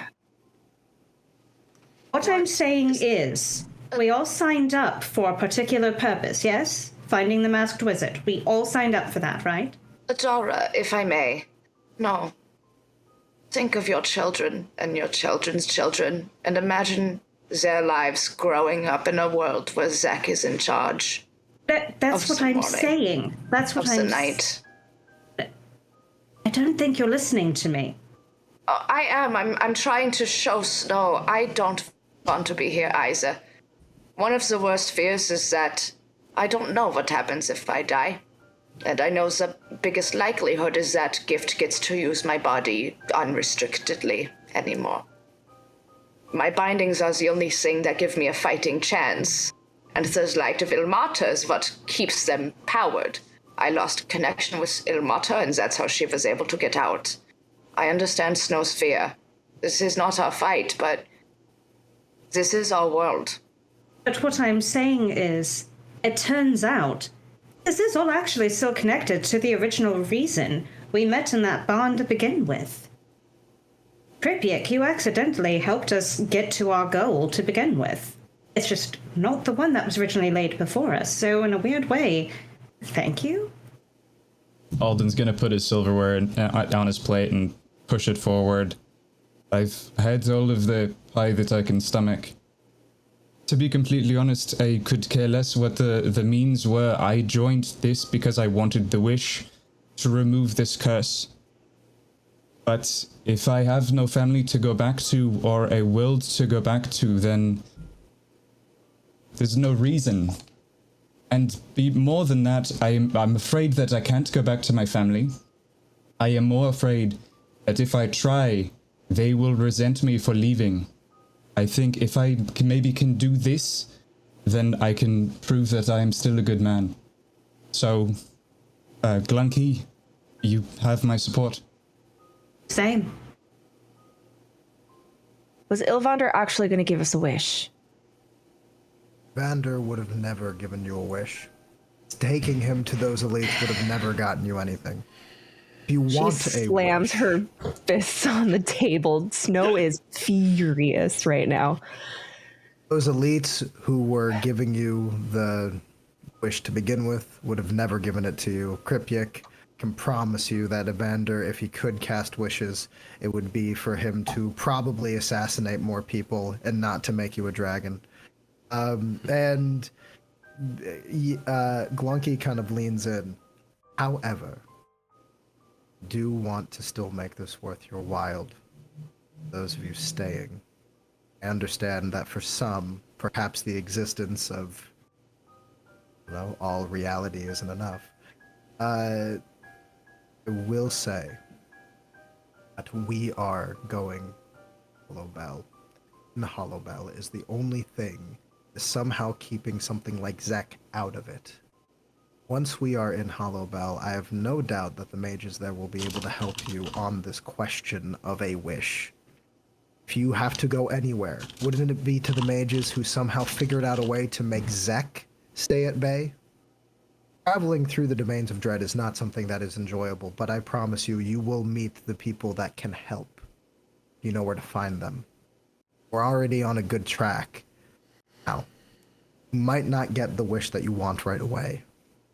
I promise you this. My own experience. You notice that there's this very kind of creeping, kind of dusty image. And it's a desert. In the middle of the desert are these broken down tree branches and flames kind of all about these very once tall but now completely wasted trees. On the ground are seemingly sloth people. They seem to be shambling around. And kind of in this fervor, they seem to be running and attacking each other.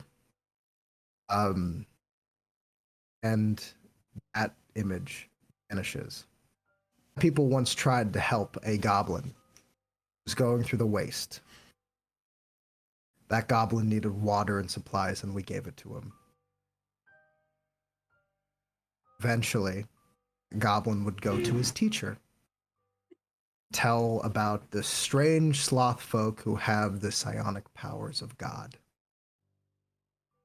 Years later, the goblin returned and sent a psychic fire throughout my people that made a bloodlust destroy everything. My story is simple. Sooner that I am able to destroy the Dark Dominion and destroy what they've wrought, the sooner that I can work on a cure to save my people.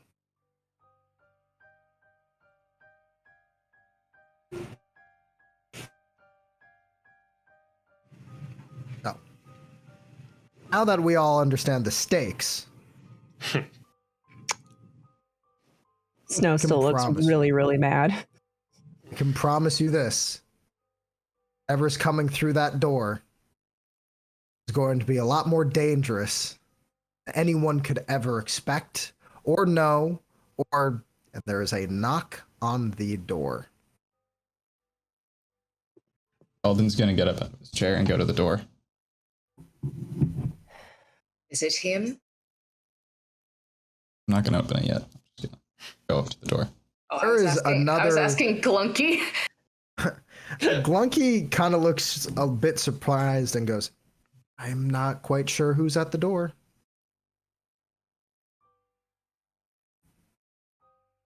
I'm gonna look at Adara. Do you have another round in your gut? Open, look. I've got plenty. Am I still shillelaghed? Yes, you are shillelaghed.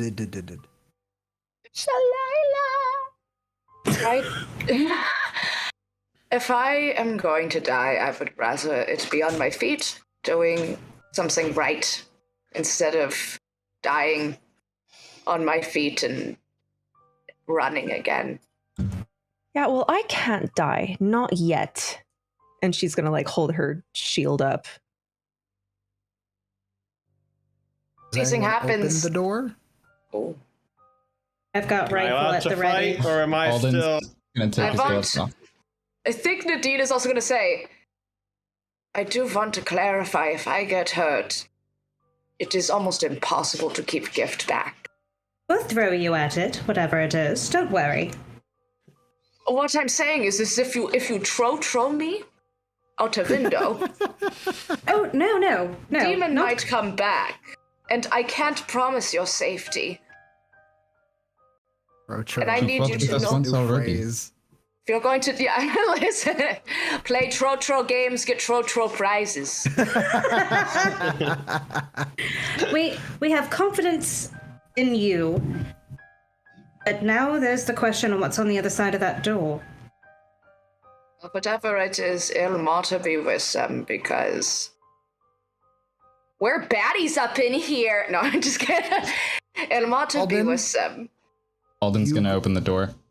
Alden, you opening the door in front of you is a juggernaut of a man. We are talking 12 feet tall, of muscle and Eddie? scar tissue, with a dramatic toga around his body, or not even toga, I should say, a little iron skirt around his bottom. There is also going to be an image in the party chat of this juggernaut and up on screen in a moment as this is all being portrayed, as there is also a terrifying looking axe kind of hanging out and over from his massive Oh my god, it's hands, Havoc. and what looks like to be an iron mask of a beak pulled forward with what looks to be ridges.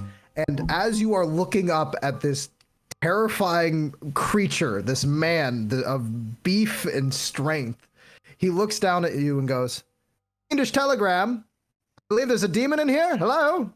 I'd like to talk in. 1 second, please. Sir? Sir? Sir. And he I'm starts going to look over at tap Nadine. Alden. Are you with me? Fiendish telegram. Please wait. Oh, yes, of course. And you close me? the door. Just lock it, just like I'm click. gonna keep a hand on the door, but I'm gonna look over at Nadine and the rest of the party because I don't want to single her out. But looking at her and just say, Nadine is like, no, I know. "No demons here." Pardon me, I'm afraid to say that there is absolutely a demon there. I can smell the baby murder. Let me in. I'm gonna look Fiendish over telegram, at that's not Trotro. for you. You see him lean in again. Not for you. I think Nadine is going to tentatively step forward, and I think she's going to kind of like give Alden a look to, step away and be like, and she's going to say, can I take a message? Ah, yes, you. And you see him take out this little itty bitty card as you see him hold it in front of his face and he begins to read. Hello, demon possessed person. I am Telegram. Oh, hello. Hi. I am Vengeance. I am here to give you a fiendish telegram, which is by saying that as of today, the Lord of the Nine has been usurped by Mephistopheles, there we go, as he is going to be the new Lord of the Nine. Please take note that this will be in all your new dealings of the Blood War, and that the new Lord of the Nine Hells is Mephistopheles, all hail, as the usurped and somewhat shamed Asmodeus has been destroyed. The platypus was not Asmodeus. Interesting. Say again. What is a platypus? No, oh my god, I'm so the duck squirrel. A four-legged duck. Brill, may I make a request? No. Okay, thank you. Fuck around. Yeah, what's up? Is there any? I think Nadine. Is there It's any gonna- way for Nadine to know what a platypus is? No, yes, that's all I want to know. I was gonna say, is That's there her any way wish. for can Nadine? Yeah, her wish. She was like, I just want to fucking know, man. Just need to know. I think is there a way for Nadine to maybe see if Gift gives a fuck? Or measure the response? I mean, Or is there any way Page to your demon. No, there isn't an immediate way for you to know whether or not Gift gives a fuck. That will be in good time when Gift is released. But in any case, yeah, I was gonna. Yeah. I pull the door open. Say what? Say that again. I believe that it is Mephistopheles is the new Lord of the Nine. Yes. Did you just say Asmodeus was destroyed, not dethroned? Destroyed. Defeated? Yes, we believe his ashes are atomized throughout the lower planes. Indeed, yes. I love to kill children. What Fair happened? reaction from Glunky. Nobody asked you that. Why would you? No, I love that's. it. I love it so much. It's a common greeting. Don't no. It is a common greeting amongst Right. demons and devils. I love killing children. So do I. Oh, I hate that What? greeting. Oh, It's a terrible greeting. Person at Yeah, all. it's like saying I like long walks on the beach. Close I the like the door. way It's intestines about- taste. Oh, You just I close just the door. close the door. While you're saying, he's like, "All right, have a good day." And just- That was just slam. rude. This was I rude. He turn was around. very polite. He said he liked killing children. Well, he could have been me and nice. Alden are both Everybody. And we are not mortified. children. Do we How does remember? me- Yes, the- yes, well, Do we remember the symbol? That It was Asmodeus. yes, Oh, he has been the Lord of Hell for as long Forever? as the stories have been told. Well, not anymore. I guess we don't have to worry about that. Anyway, on to the next. Glunky, what does this mean for our mission? So when we were Exactly. encountering Zack, he seemed to use magic that left behind. I can't pronounce his name. I don't think Asmodeus behind his signature. Asmodeus, it Asmodeus. is Asmodeus. Asmodeus or Asmodeus? Because I did look it up. It could be either. One of those Made two, up. and we're gonna use both because fuck pronunciations. Potato, potato. This stream is sponsored by dyslexia, by the way. Goddamn right it is. Every week. Yeah. So Glunky kind of looks down and goes, "I'll be honest, I was not exactly expecting that. I am Who not would sure. be? I am not Apparently sure what you. that. Not me. I don't know what that would mean for us. Unless it means nothing, and it is a random thing, because I guess Gift has some sort of subscription to fiendish telegrams. Is I that the think thing it's- that you can do? Subscribe to fiendish telegrams? Not that specifically, but can you send messages using that guy?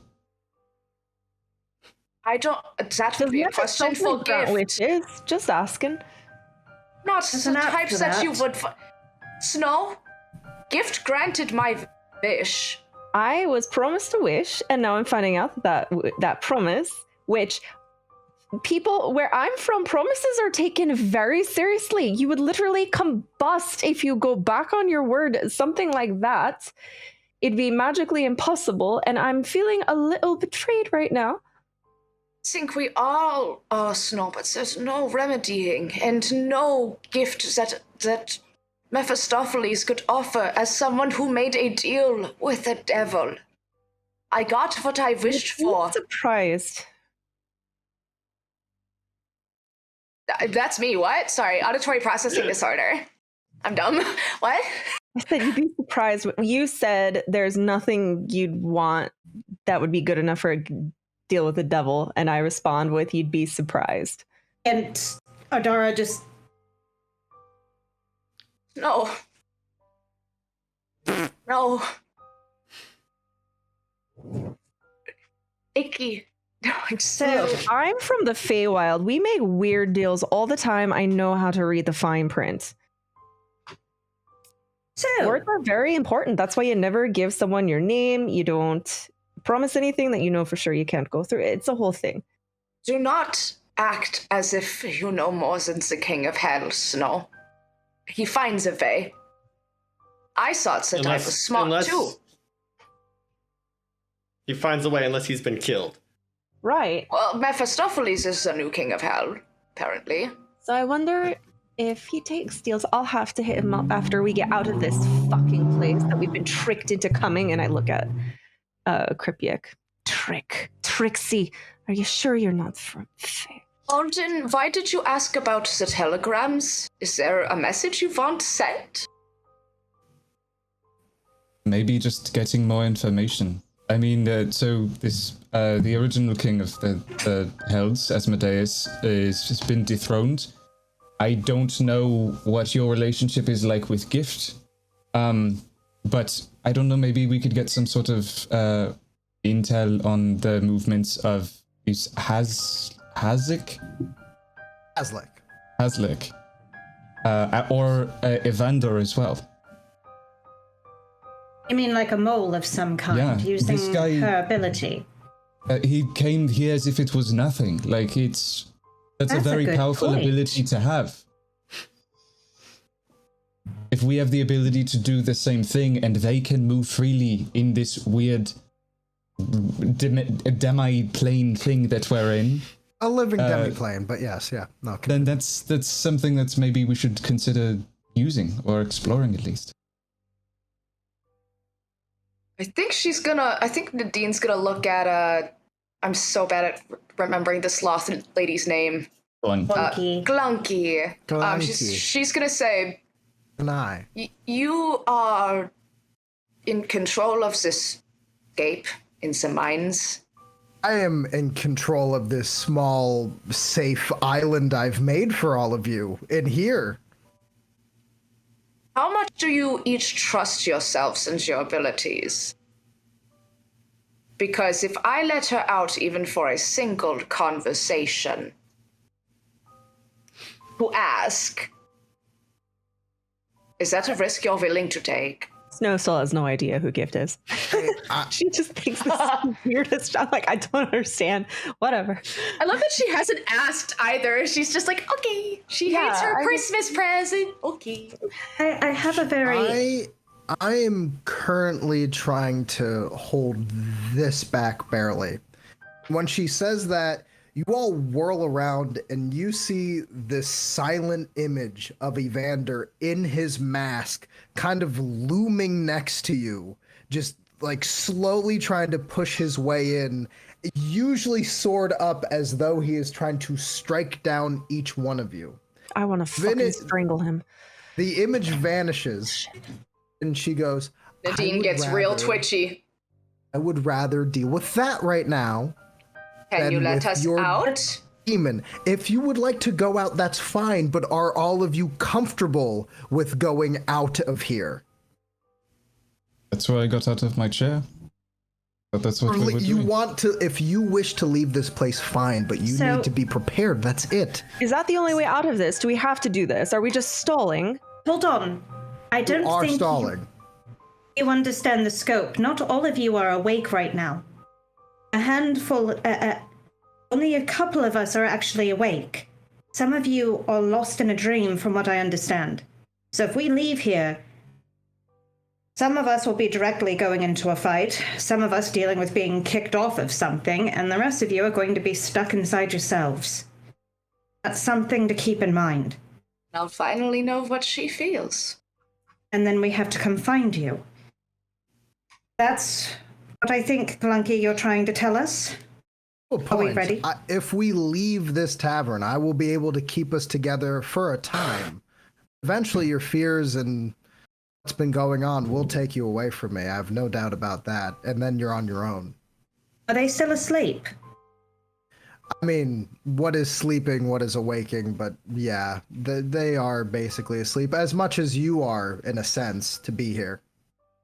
I meant when we leave here, the fact that I was about to start a fight with him. When we leave this tavern, you might be in that fight with Evander, or I might be able to keep you here for a certain time. It is all up to me hanging on for everything. So please, I don't know if I want a demon right now on my plate. And you also mentioned... She kind of like waves her hand at Nadine. No, Nadine is gonna go, No, I was only asking in case you had the capacity to cage her. If you could have her caged and controlled, then possibly, maybe. But a second of hesitation and confidence means she's not coming out. You also mentioned us getting emotional or upset can affect your ability to hold this as well. Yes. Oh, well, that's tethered to all of unfortunate, you. because I am very upset. Yes, I feel it. It's not great. Snow, I promise you before this is over, I will make sure you get your wish. Look, this is a very time-sensitive ordeal. I understand. But a Lord of Hell does not believe in... What is it you, Fae, use? Reciprocity? That. They don't I know what do you're trying that. to say. They don't do a thing for a thing. So They definitely do things for things.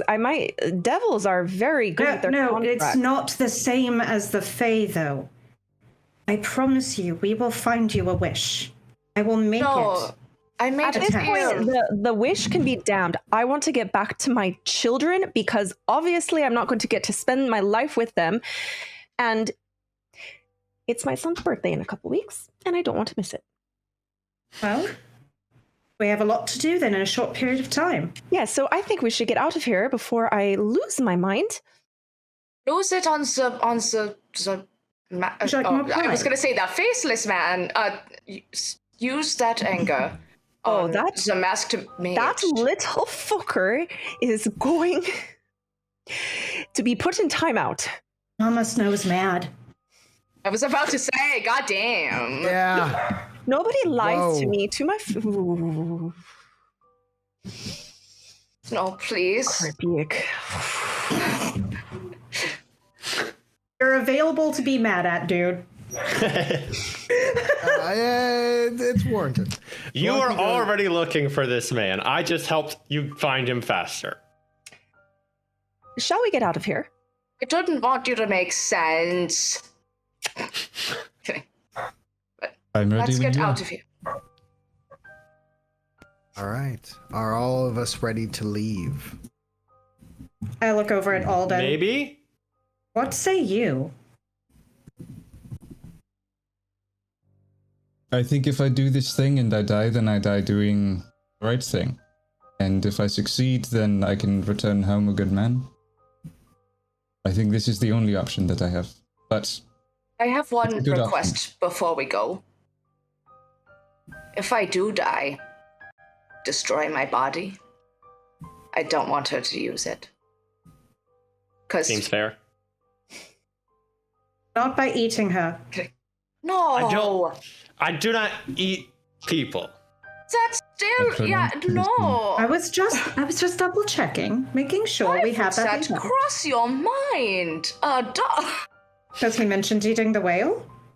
I'm not a Vale. I did. I know that. With that, yeah. all of you begin to that note. process. On that note, as you guys are Not a all kind Vale. of pushed out, not pushed, walked out of the tavern. You guys kind of step down one step and another, and you are out into this very strange shadowy field.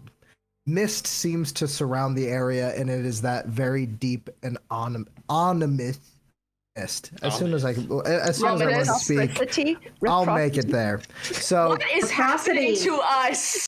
it's okay. We don't need to Mist. speak tonight. Who needs words? It's fine. We're good. Just look at each other. It's fine. We'll just do a series of winks and clicks, and people will know. Yep. But Drop the camera. so with that, you have all entered this shadowy, strange area where it does look deep within the mist that there does seem to be that creeping sensation of being watched.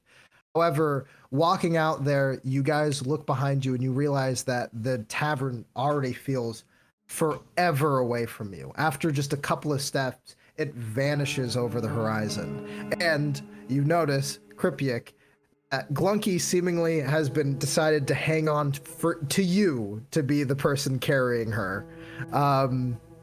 as you Okay. guys are kind of walking through, and you do feel that Glunky's grown quieter and quieter as you are not only now carrying Glunky, but also in your arm, not arms, you are also carrying what seems to be the unconscious Trotro. There is this very creeping feeling of trying to essentially keep everybody together, but every once in a while you'll look over and you'll realize that you're just a little bit farther away from the group than you actually thought you were. And you'll guys kind of spread out for a second, but then come back together for a moment. It is very hard to kind of keep your balance, you might say, to keep the correct direction. You keep feeling yourself kind of sway and slip, and I'm going to need everybody to please roll a perception check. Well, what will I percept today? I got a nat 20 plus 11, so 31. Nice. I got a 19 plus not that high. Perception? 25. I got a 14 with no modifier. That's a 16 for your depressed girl. 13. So, everybody but Adara, which is very interesting. Oh, rip.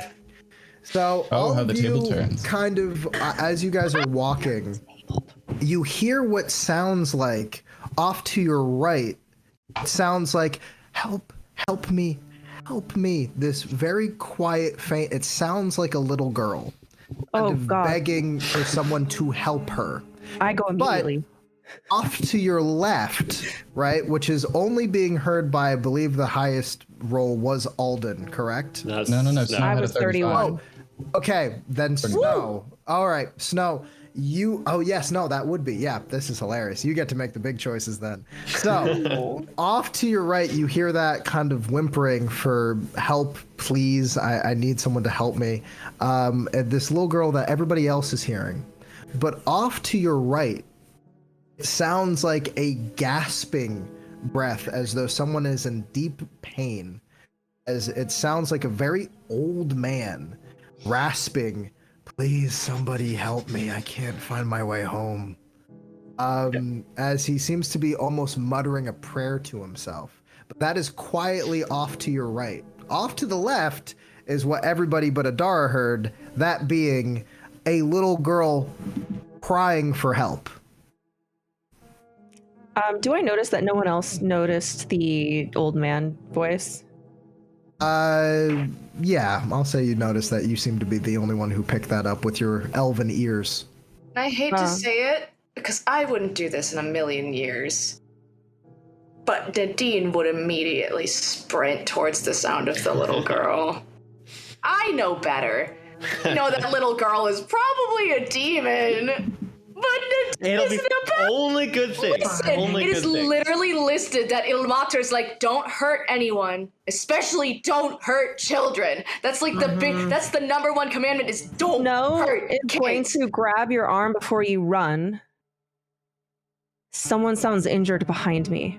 So you'll go help him. I can't heal. Oh, fuck. There's someone behind me. What's going Then on? take Adara. Then take Alden. There is a child, little girl. I think Nadine is going to step a good distance from the party so that if it is like a demon that's about to bite my head off, at least it doesn't bite y'all's heads off, and I gave you a head start. But I think Nadine is gonna call out. I need a healer. Come with me. You get the child. I need a healer. Does anyone know Come what the hell on. they're talking about? She takes Dara by the wrist. There's someone that's hurt. Wait, can it please be by the ear? No, she would never do that. I know how sensitive these ears get. Yours might not Take be my as ear, long. not the rifle. Oh, there we go. Just All right. So we have Snow and Adara heading right. Is the rest of the party heading left? Yes. Are they disappearing from view? Like, can I, in the middle, see both groups? Or is it like they're disappearing into fog and I need to follow one before it's three Yes, different you groups? you need to follow one before it is 3 different groups, my man. All right. Alden, do you have a preference for one? I think I'm going with Nadine so that we're not one person in a group. Technically, I'm two. And you've got Yeah, three, but that's not better. and you've got 2 people with you. And I am 3 people, technically. But one is unconscious and a monkey.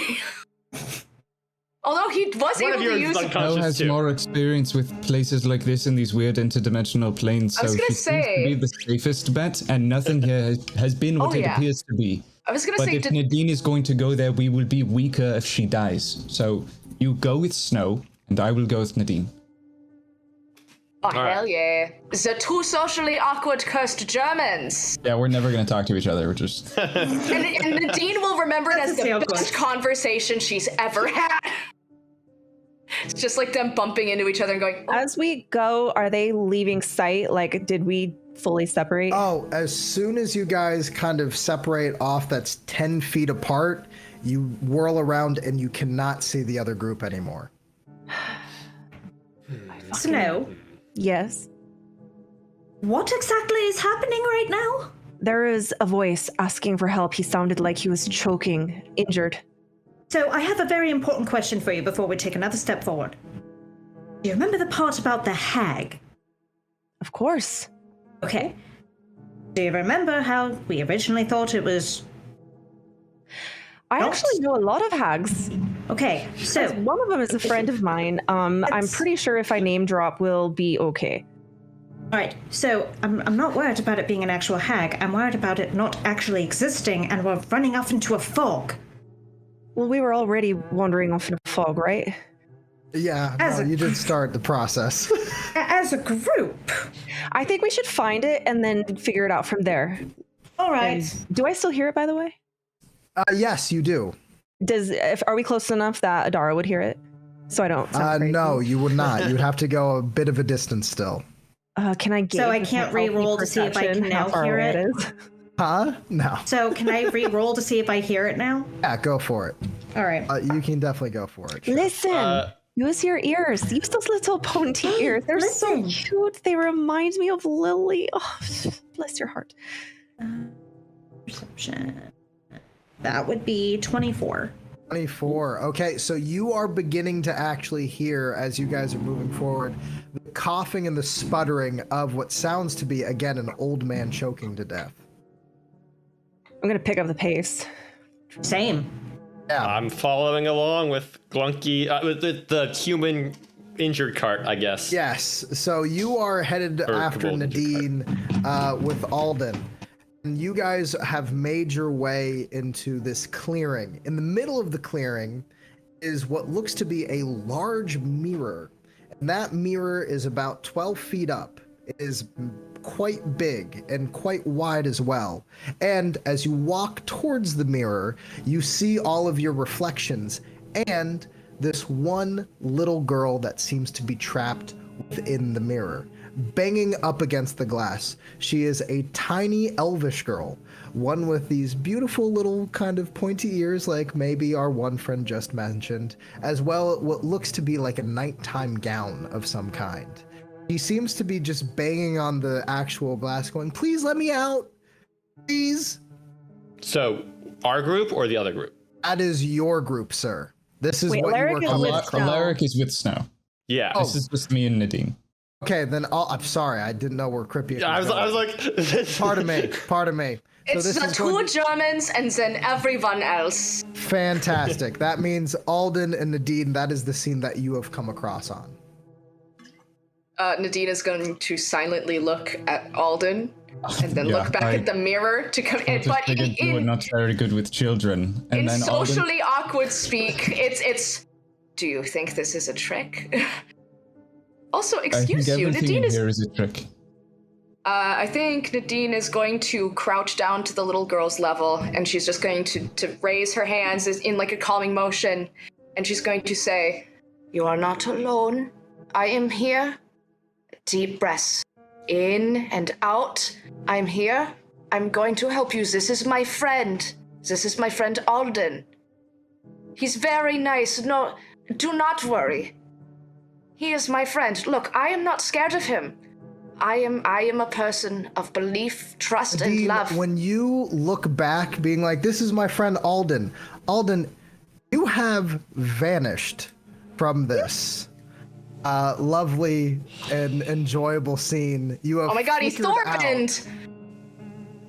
You have flickered out as you are not actually near the lovely source known as Glunky at all. So we will be seeing where you end up in a moment. But yeah, no. Unfortunately, Alden, the Wi-Fi connection for Alden being here and kind of walked the other way. Yeah. Who's your friend? That sucks. So, he does that. It's fine. True, actually. Listen. My friend is just not here right now. My apologies. I acknowledge there's no one there. I'm confused like you. It is going to be okay. I promise you.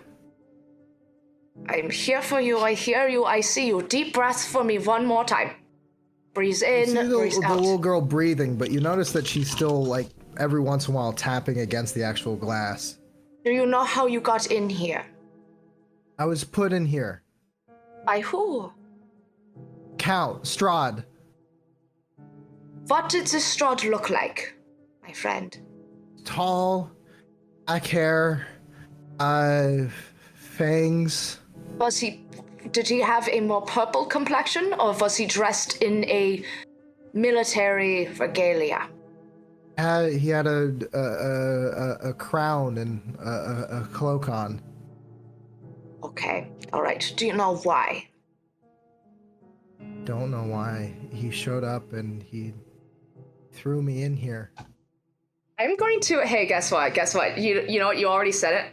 My girl's gonna cast detect magic, boy. Okay, go for it. And in that case, while that is happening, I'm going to jump to the rest of the group. As you guys are running, you see a scene kind of open up before the rest of the party, which is a completely gnarled landscape, a gray waste with terrible, just snaggled trees kind of curling upwards. And as you guys are moving forward, you guys are going through a very kind of uncomfortably destroyed and blasted landscape. Dara, you click. That is the ruins of the castle you were in. This is that battlefield that you saw in your vision at the beginning. It is distinctly this place. And while you guys are kind of running through it, you hear Glunky kind of stirring, and she's like, "No, we shouldn't go here. This isn't gonna work."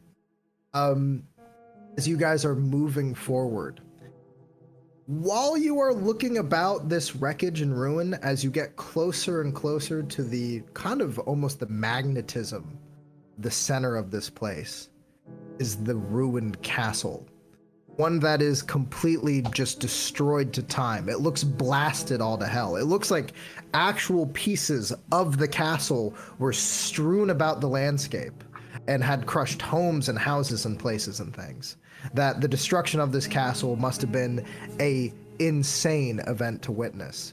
And near the actual drawbridge, what looks to be is a very sick and elderly man who is trying to essentially move rocks from under him. It seems like he is being crushed still by debris that he's trying to get off of him.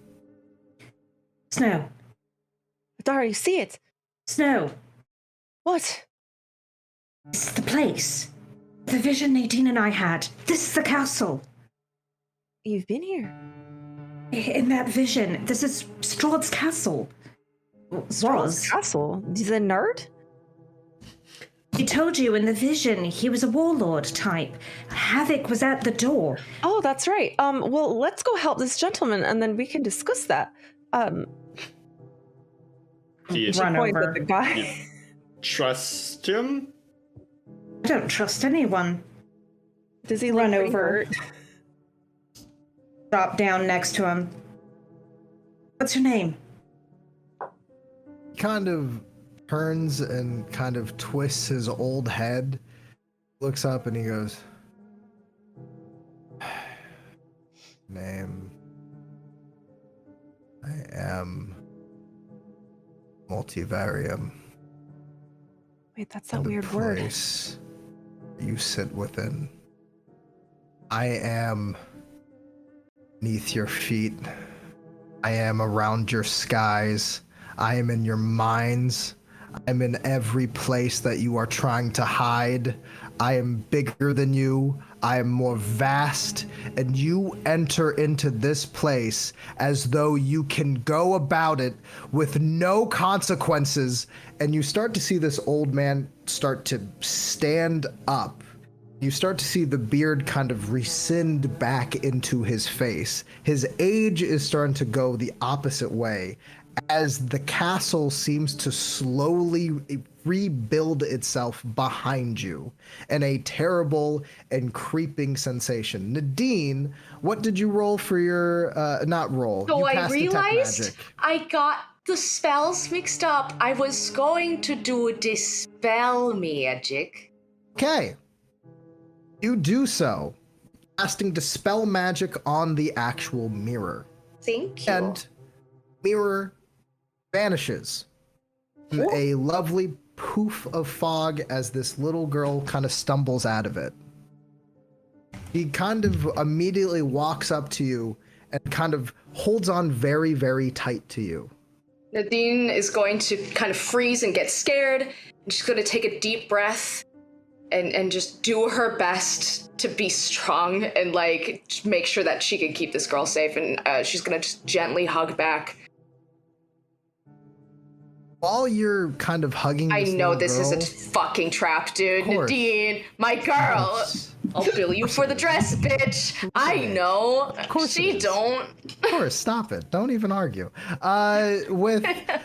With you holding this little girl, you feel her like heart kind of slow down into a very simple breathing. As you look down and you notice that the little girl is asleep. And you are holding this little sleeping child. You were a little bit surprised that she immediately passed out while entering into this area. You hear a voice kind of perk up from out of the shadows as that strange shadowy creature that you saw in the beginning of your vision seems to step a little bit from outside the tree line with those arms kind of outstretched from the shadows, mostly just the hands. Oh, thank you. I appreciate you letting us out. I was worried that we were going to be there forever. What's your name? That is of no consequence. It is of... It's Nadine. You don't have to tell me. It's Nadine. I appreciate your candor for asking. My apologies for being so withholding. It is an honor to meet you. I understand. We've met already. You've met a few times. Actually, quite a bit. A lot of things. I'm that little girl's dream. But I'm also everybody else's special terror in the middle of the night. Nightmare. All of them. Fantastic. You do marvelous work, my friend. Thank you. Truly And artful. I am going to Fantastic. need that little girl as we are about to leave. We're going to head back to my court, and I'm going to start plotting against that lovely character Strahd who put me away. But before I do any of that, I am going to need Caroline back. So let's make a trade. Okay? Counter Easy. offer. May I ask why you need the child? Oh, simple. She wakes up, and I don't exist. But she also wakes up. She has to deal with the guilt of all the pain that she's caused. She's the source of everyone's nightmares.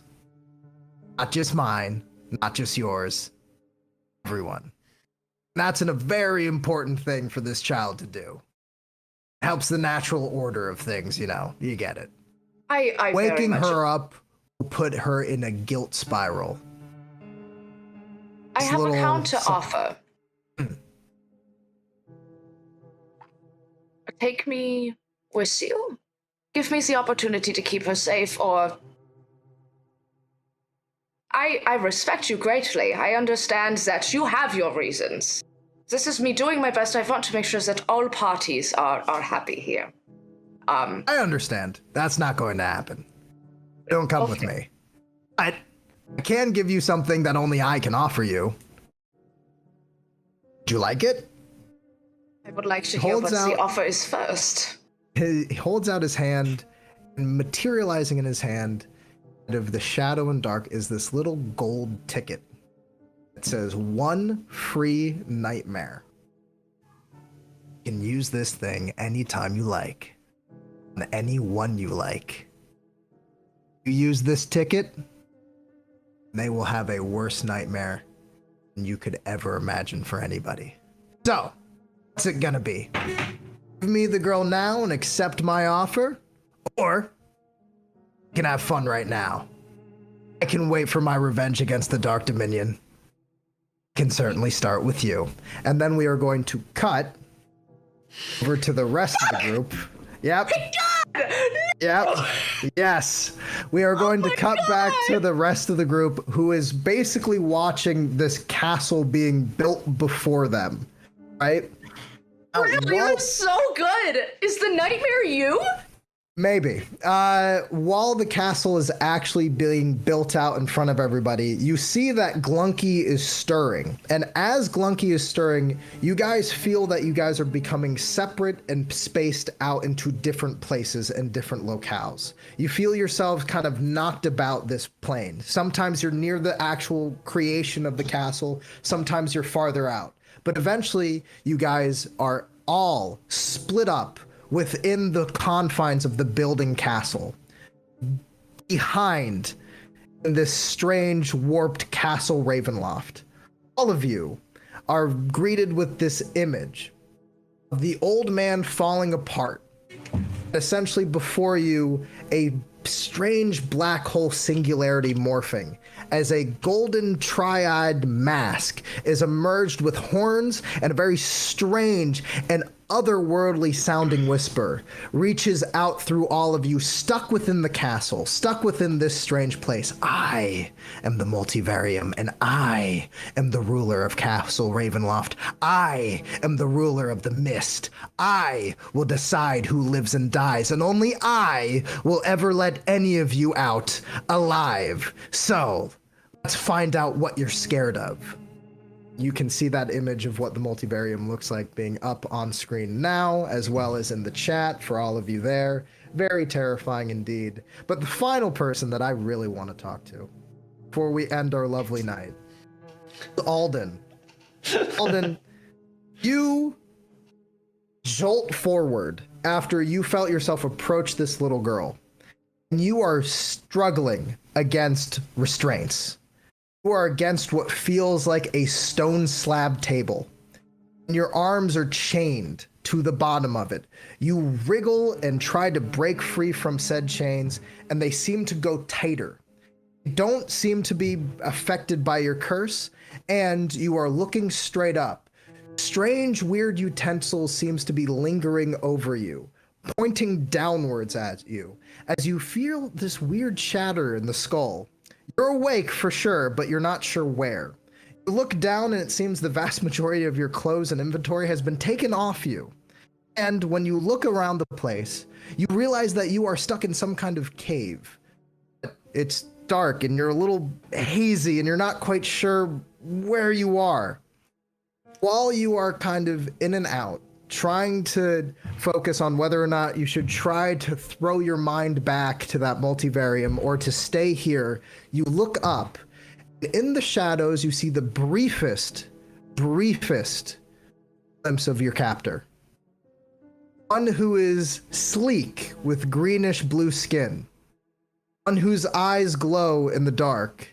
And whose entire kind of aesthetic has big, terrible spikes, black and terrible dark clothing to blend in with the cave walls. The only thing that you're focused on is the mouth, tentacled and strange. And that seems to reach out over and tremble all together. A mix. Alden, you've been abducted by mind flayers, and I can't wait to see you next session. Boom, bam, boom, bam, boom. Mwah, mwah. I'll die. Well done. Will the party survive the multivarium of the strange and terrible castle Ravenloft that seems to be made out of their own fears, based out of a demiplane who's trying to control them, and will Evander eventually kill them? There's a lot of questions there. Who is Nightmare? And should we accept Daddy. Nightmare is daddy. Might be daddy. He might we be accept daddy. it?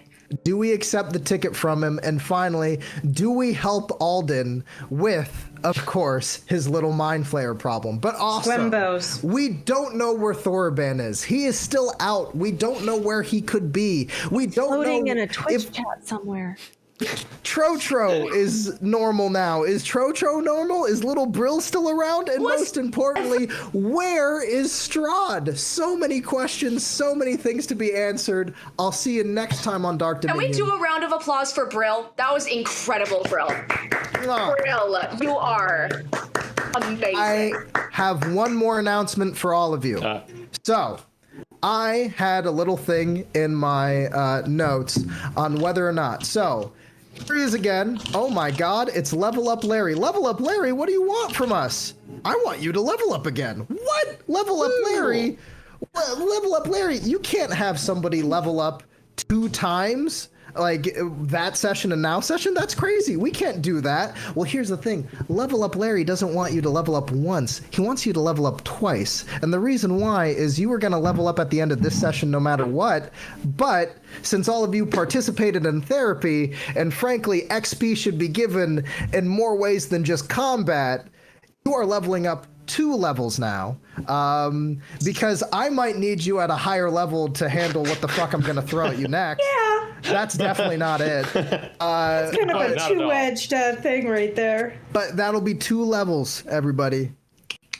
Get up, total of get in 8. there. All right,